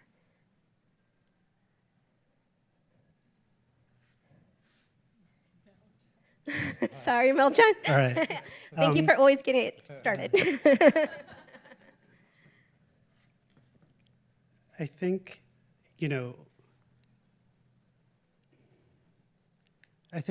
I'm a very skeptical person. I think like growing up, I immigrated here when I was a kid with my family.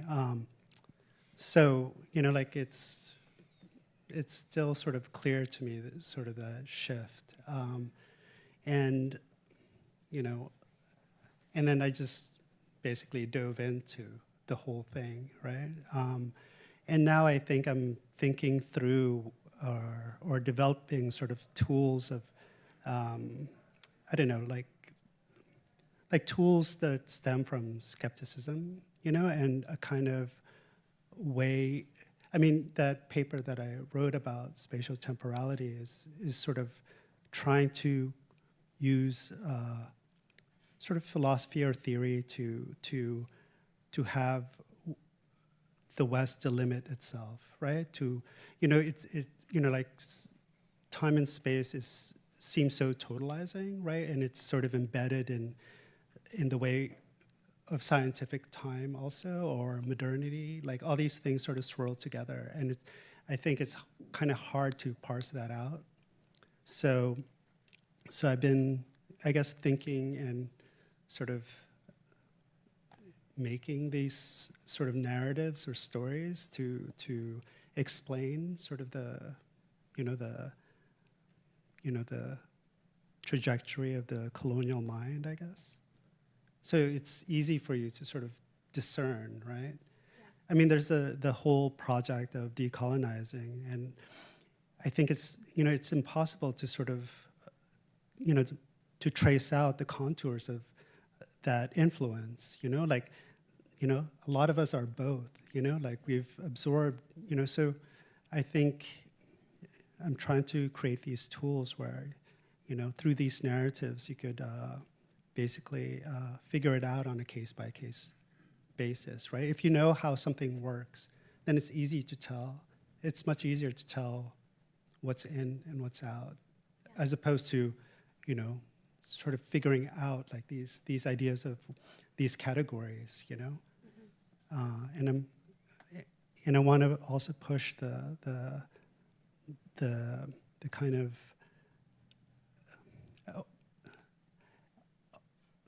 like a more self-conscious way of dealing with categories, And I think this, to be much more healthy, right?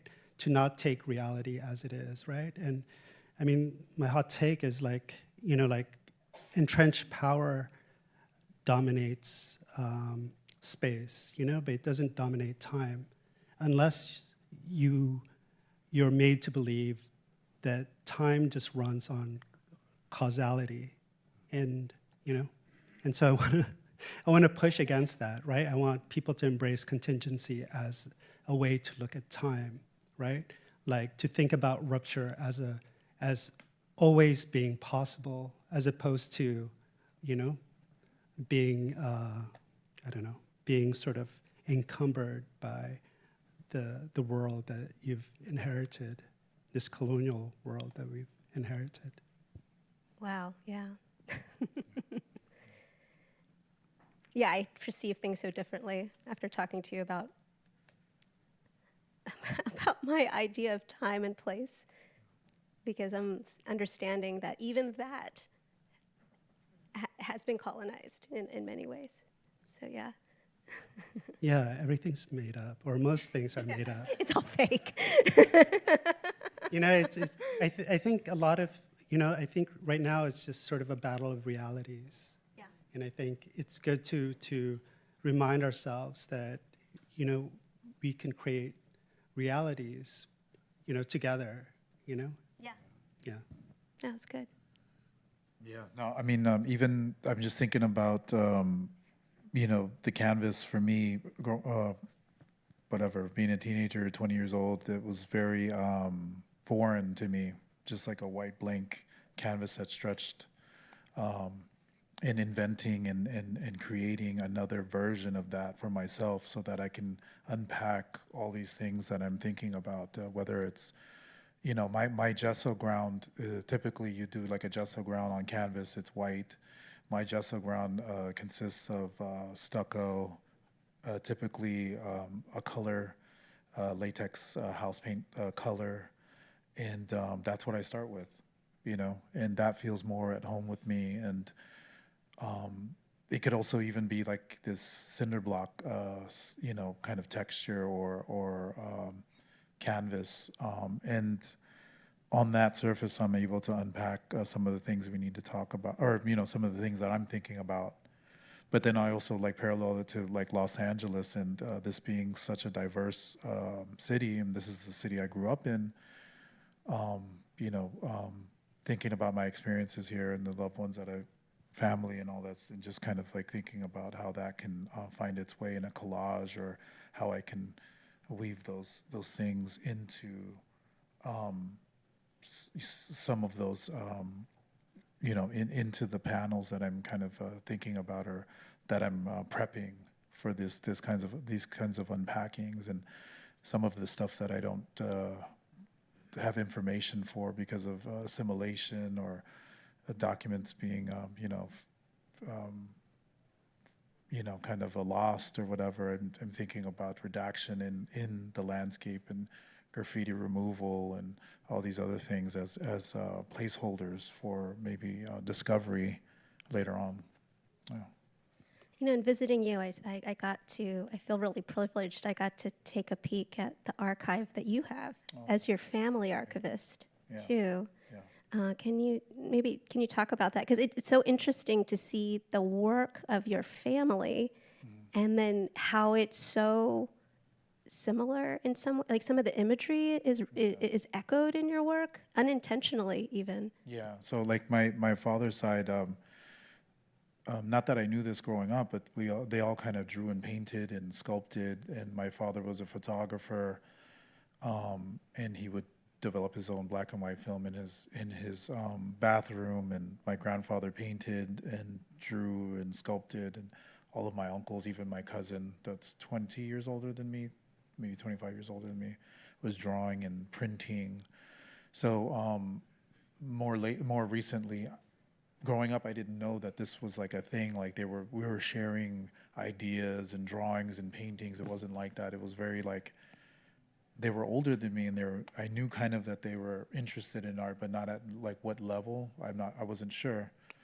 And it's not up until recent where I'm starting to receive their archives of paintings and photos and prints. Like my cousin was part of La Raza Silkscreen in San Francisco, and he printed and made work there from 1978 to 1982, and I'm receiving all this kind of his archive with film, photos, drawings, finished prints, test prints, all these things. So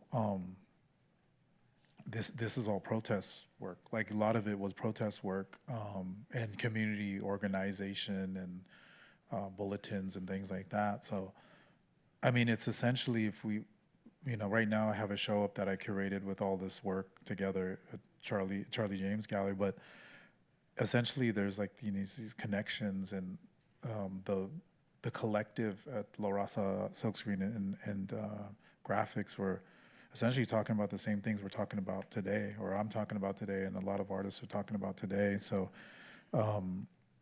it's interesting to see all those like kind of like those connections and that connective tissue and the through line through all of it, especially with my family, because you see some of a lot of the things that they're thinking about, I'm thinking about, and that's why I wanted to make the show happen and show those kinds of those connections and it's kind of haunting, and you hang the work next to each other. I mean, like it's in proximity, but what I suspected, because like I told you, it wasn't something that they were feeding to me, and they're like, hey, we need to, let me go for a studio visit. It was they were doing their thing. They were older, and all this stuff is now coming back to me. And it's kind of, you're looking at the images, you're unpacking the archives, literally like banana boxes full of this stuff, and you're like, wow, this is the same stuff that I'm doing now. And that's some of the same things we're talking about now. Pretty powerful. Mary Rose. What's the question again? How does your work reflect a shared need to challenge fixed narratives that often leads to erasure?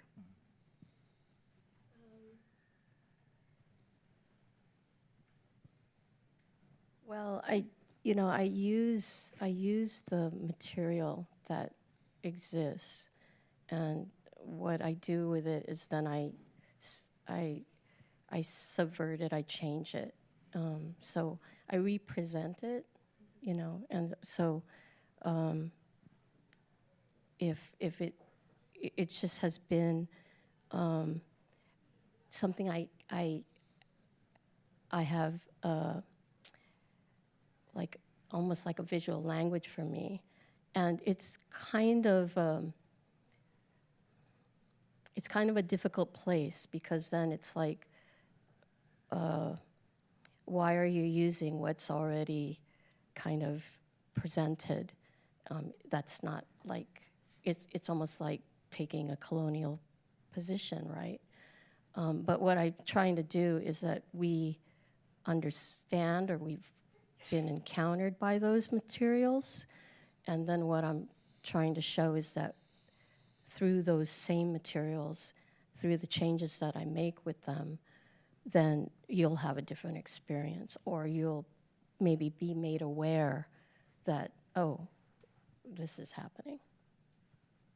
Yeah, I've had that, talking about with Miljon, the perception of time, and for you, perception of materials, everyday things too, and then you understand a history that is deeper, and then you can't see it the same. Yeah, I hope so.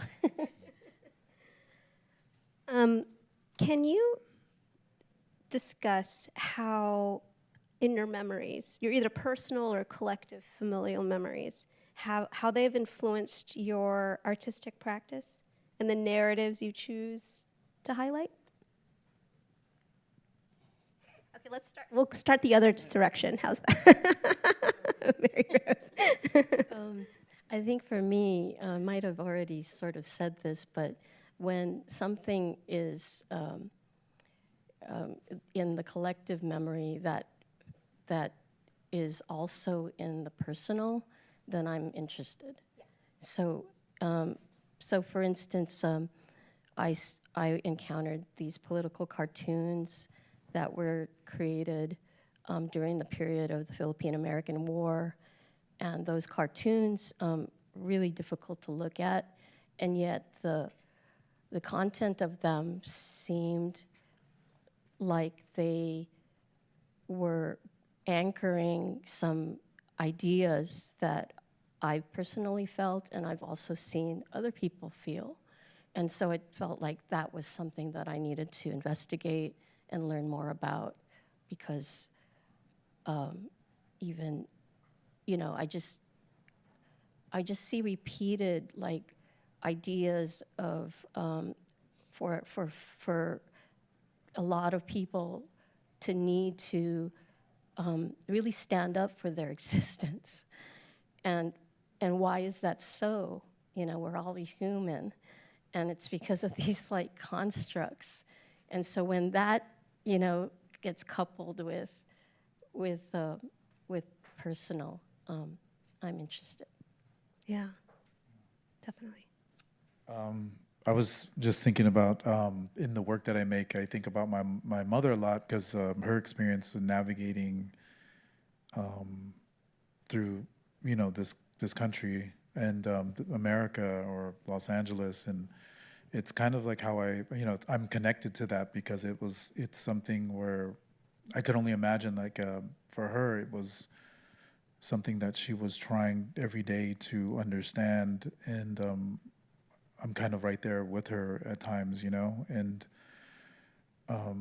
you know, she was kind of disenchanted later on in her life for just thinking about certain things because she was, you know, I would drop her off at the Federal Building here in downtown Los Angeles and pick her up at night, and she was cleaning the courtrooms there, and you know, I don't even imagine that she thought that that was something that was going to be in her life when she came here, and I think about that experience and how it can relate to so many other people's, you know, just experience, or like there may be just kind of this loose thought that they were going to come to this country, or it was going to be about a certain thing, or not that they were going to rule the world by just coming here and making a bunch of money, but just kind of coming here to find a decent kind of quality of life. And I think, like I mentioned, it's an expensive place to be, and I think that she understood that, and I'm still kind of, I think about that a lot, and in the work that I make, I try to like find those parallels of like those kinds of versions of what she was experiencing and what I'm experiencing, and kind of like place that into the work. And a lot of it comes from just because she's no longer with us. So, but thinking about my experience with her and the things that she would talk about, and thinking about the things that she said and her observations and stuff. Yeah. Thank you. John? Yeah. So, yeah, I have this indelible memory, and I think it was the most intense memory I have growing up in the Philippines. And basically, it's, as a kid, I experienced the sublime. Lucky. You know, we were doing this procession during Holy Week in Quiapo. And at the end of the procession, you go and you kiss the wooden feet of the Black Nazarene. Yeah. And wow, you did that? You actually did that? yeah, and I can't, you know, like I think about it all the time, just sort of the feeling of it. Yeah. Yeah. I think that's my memory that kind of influences my work, but I don't know how it does. I mean, it's crazy. I mean, that is my, like, imagined, like, what I wish was my memory. Do you know what I mean? Like, as a person born here, like, and then you just, you know, being, do you know what I mean? Like, that you got to do this festival and kiss the feet, you know, it like that is, like when you said I knew where it was going, and I was like, oh my gosh, that's like an imagined memory I wish I had. But it's because I didn't grow up there, you know. So it's amazing you have that in real life. You could still go. Yeah, we'll go together. All of us. Bucket list. Yeah, there we go. I think we have, okay, one final question. Okay, I think that we have to end. Okay, thank you. So that's it for my questions. And I am happy to open it up to the floor to any guests here who have questions for our three amazing artists.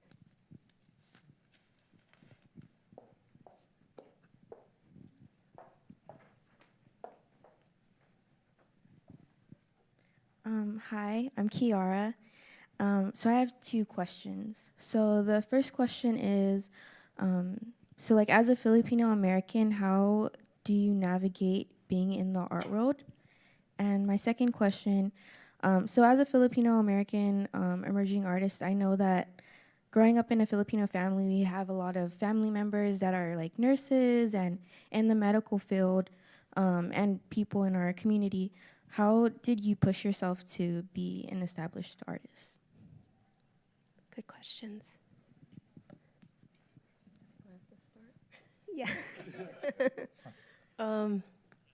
Well, I didn't listen to my dad, so he wanted me to go into architecture and something pragmatic, and I just knew I couldn't do anything but make art.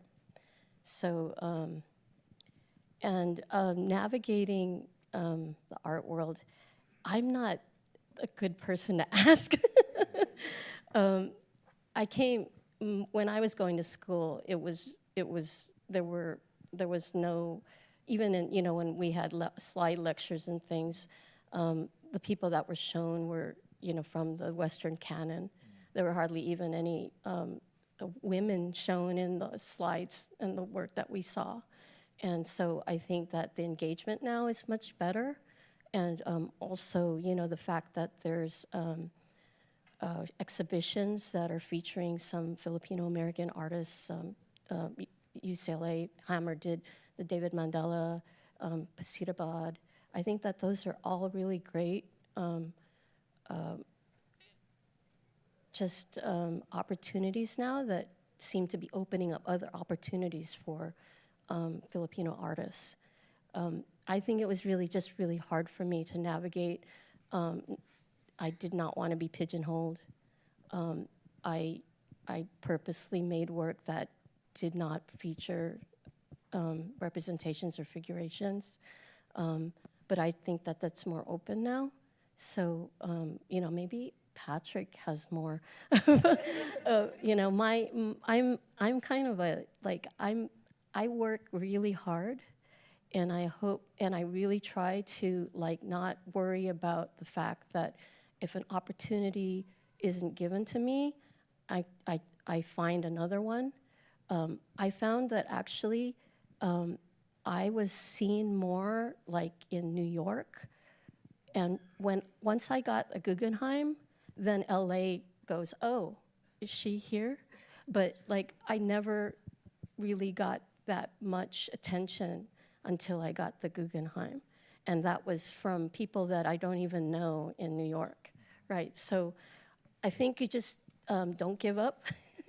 Keep doing it. Do it because you want to. That's really important because it's for me anyway. I do it because I need to and I want to, and not for something outside of that. Growing up, it was really, my mother didn't really understand what I was doing.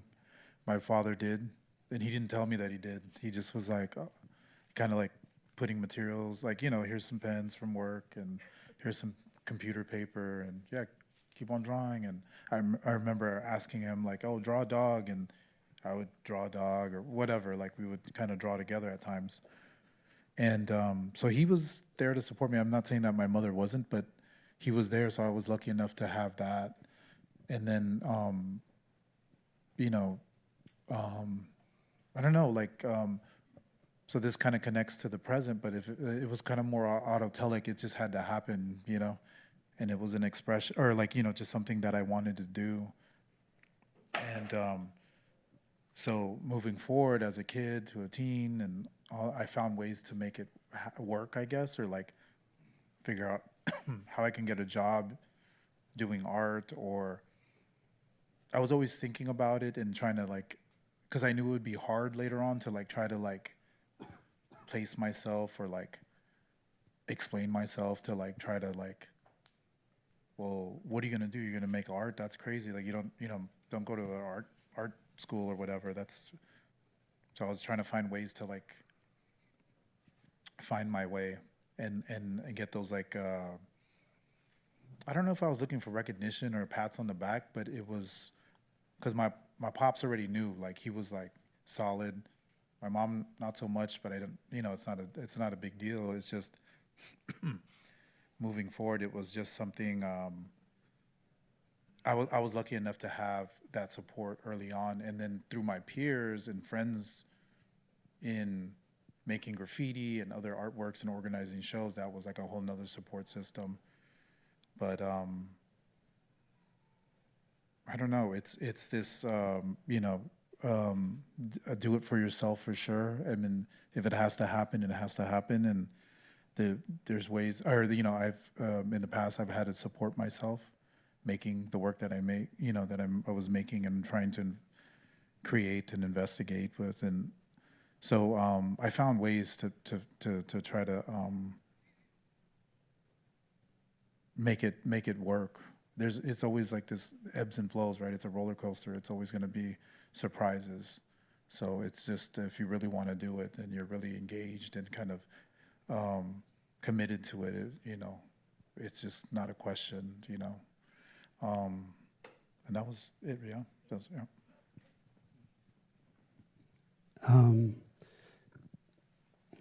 I disappointed my parents early on.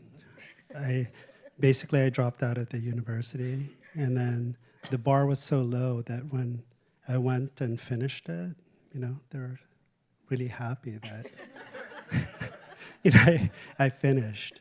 So, you know, yeah, keep the bar low.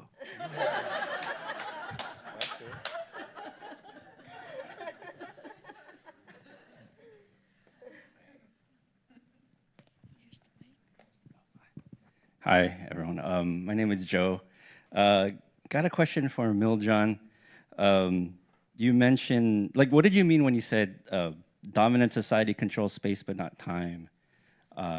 From my vantage point, it's like the imposition of time, whether it's colonial or capitalist time, that has fueled Filipinos as a colonial global subject. For example, you know, the imperative for Filipinos to be colonized was because they were seen as backwards, as savage. The urge to assimilate for Filipinos is, I guess, driven by the so-called future promise of progress. And then the tendency for like Western men, for example, to find Filipino women in the Philippines is because they represent like the pre-modern woman, right? So what did you mean by like time? I didn't read your essay. I'm really looking forward to reading it, but just kind of a little bit more clear on why you said that dominant society doesn't control time. I think a lot of my own issues arises from embracing these values, right? Like you're raised in these values and they're at odds with just how you are, you know? And I think, you know, we comport ourselves to these values it's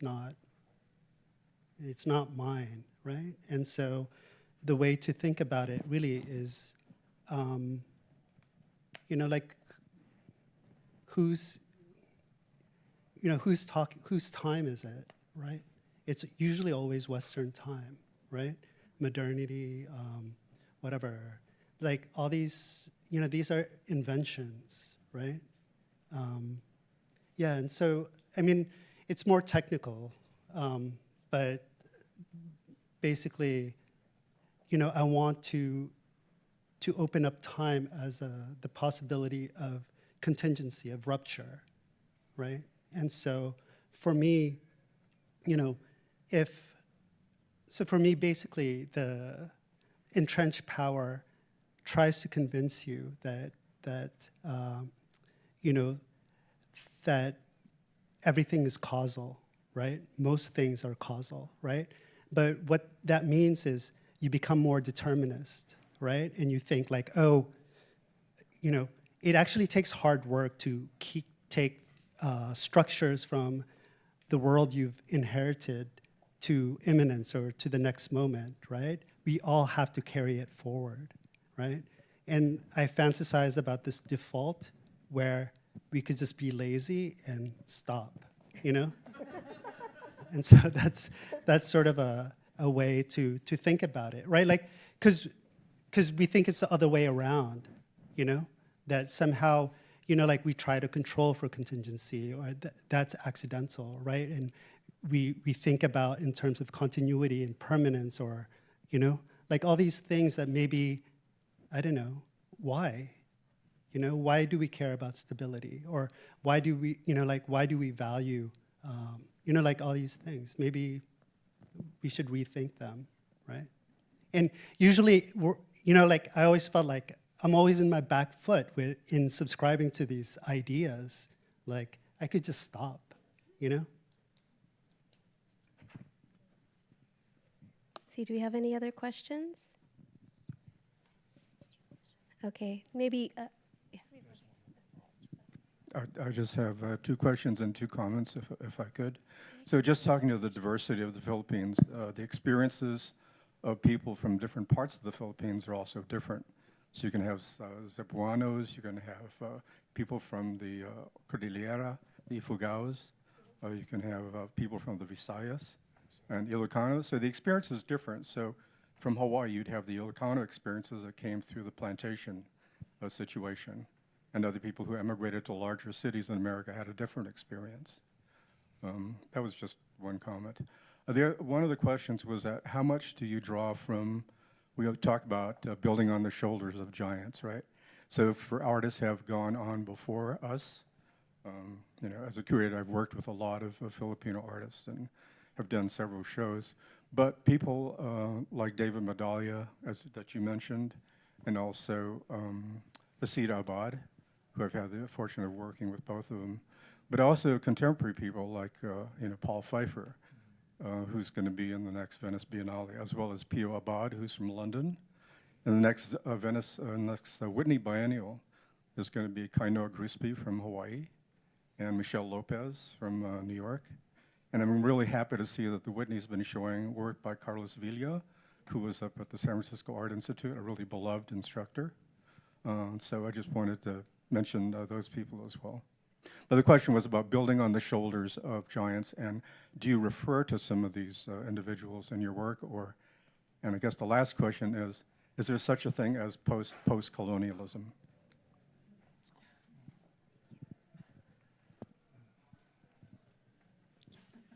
Enzo Camacho and Amy Lien is also.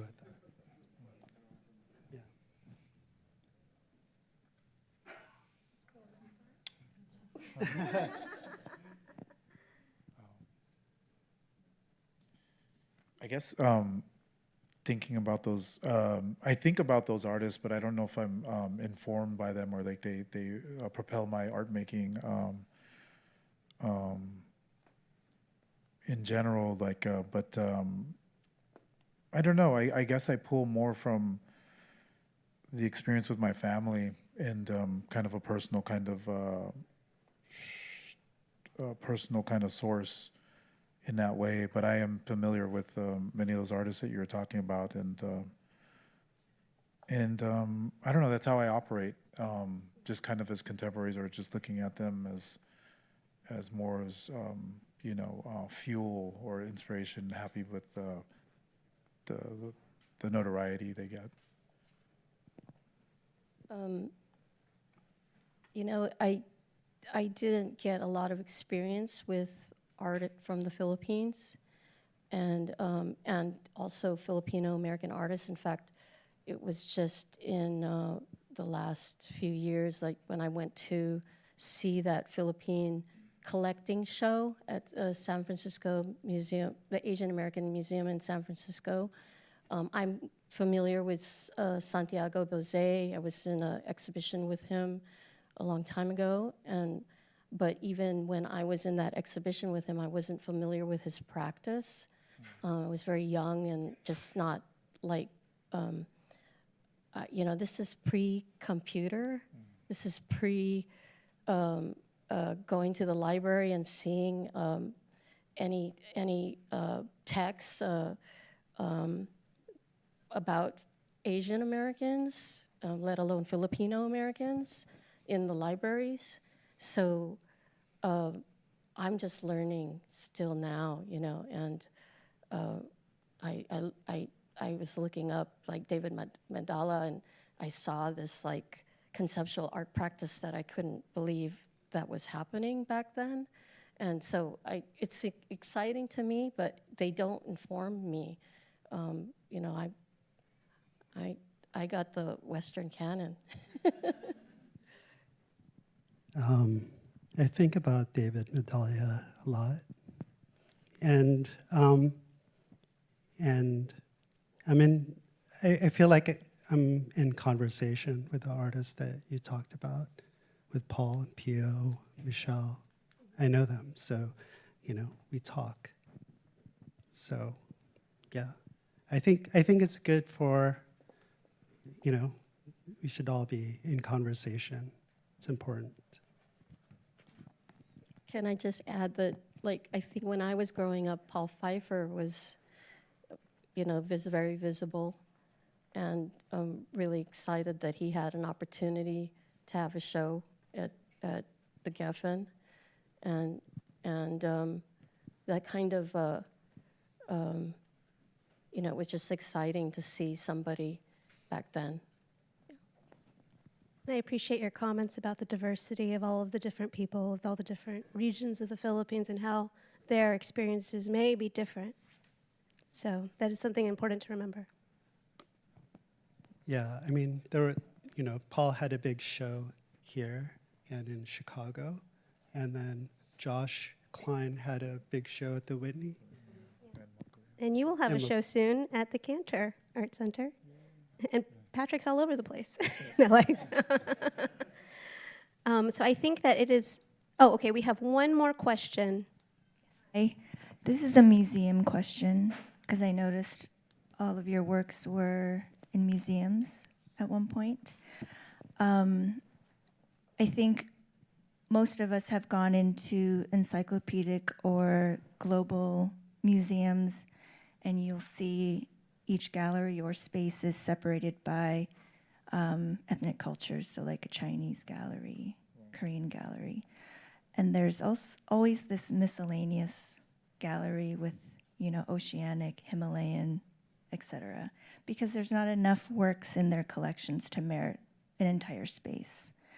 I was lucky enough to work at a museum where we did a total reinstallation, where we ignored those categories and instead reinstalled each room by themes and what all those objects shared. So in the contemporary arena, speaking of Cantor, they did that Spirit House exhibition last year. And to me, I don't know, but it was the first time I saw an exhibition with a whole lot of Southeast Asian artists represented. But again, that exhibit was around a singular theme, and it had many different Asian American diasporic artists. As artists, do you see a shift? Because as a museum person, I'm starting to see this shift in more inclusivity. As artists, do you feel that as far as like more opportunities or more commissions, or do you feel more seen? I don't know.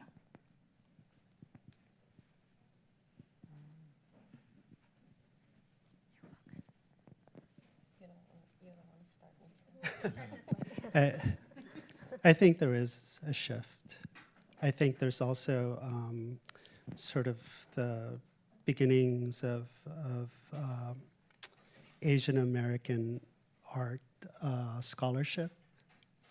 So, you know, so things are opening up.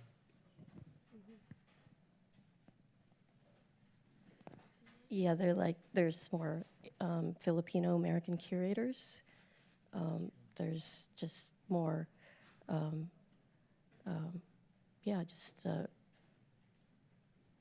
it's just more representation for sure.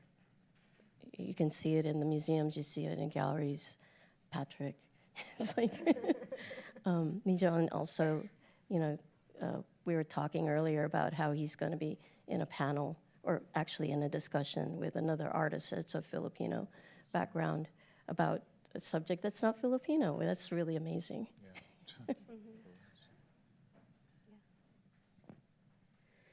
Okay, I think we've made it to the end of our last panel. Thank you all so much. Thank these artists so much. It's an honor to be here with you. Thank you. And then I believe Shannon has some updates. Thank you. You all so much for being here. Thank you, Danielle. Thank you, Grace. Thank you to all of our panelists. We're going to party now. We're going to have some drinks over here and some snacks along the wall. We're going to move some chairs out of the way, but come on over. We hope that you'll stay and continue the conversation with us. Thank you so, so much.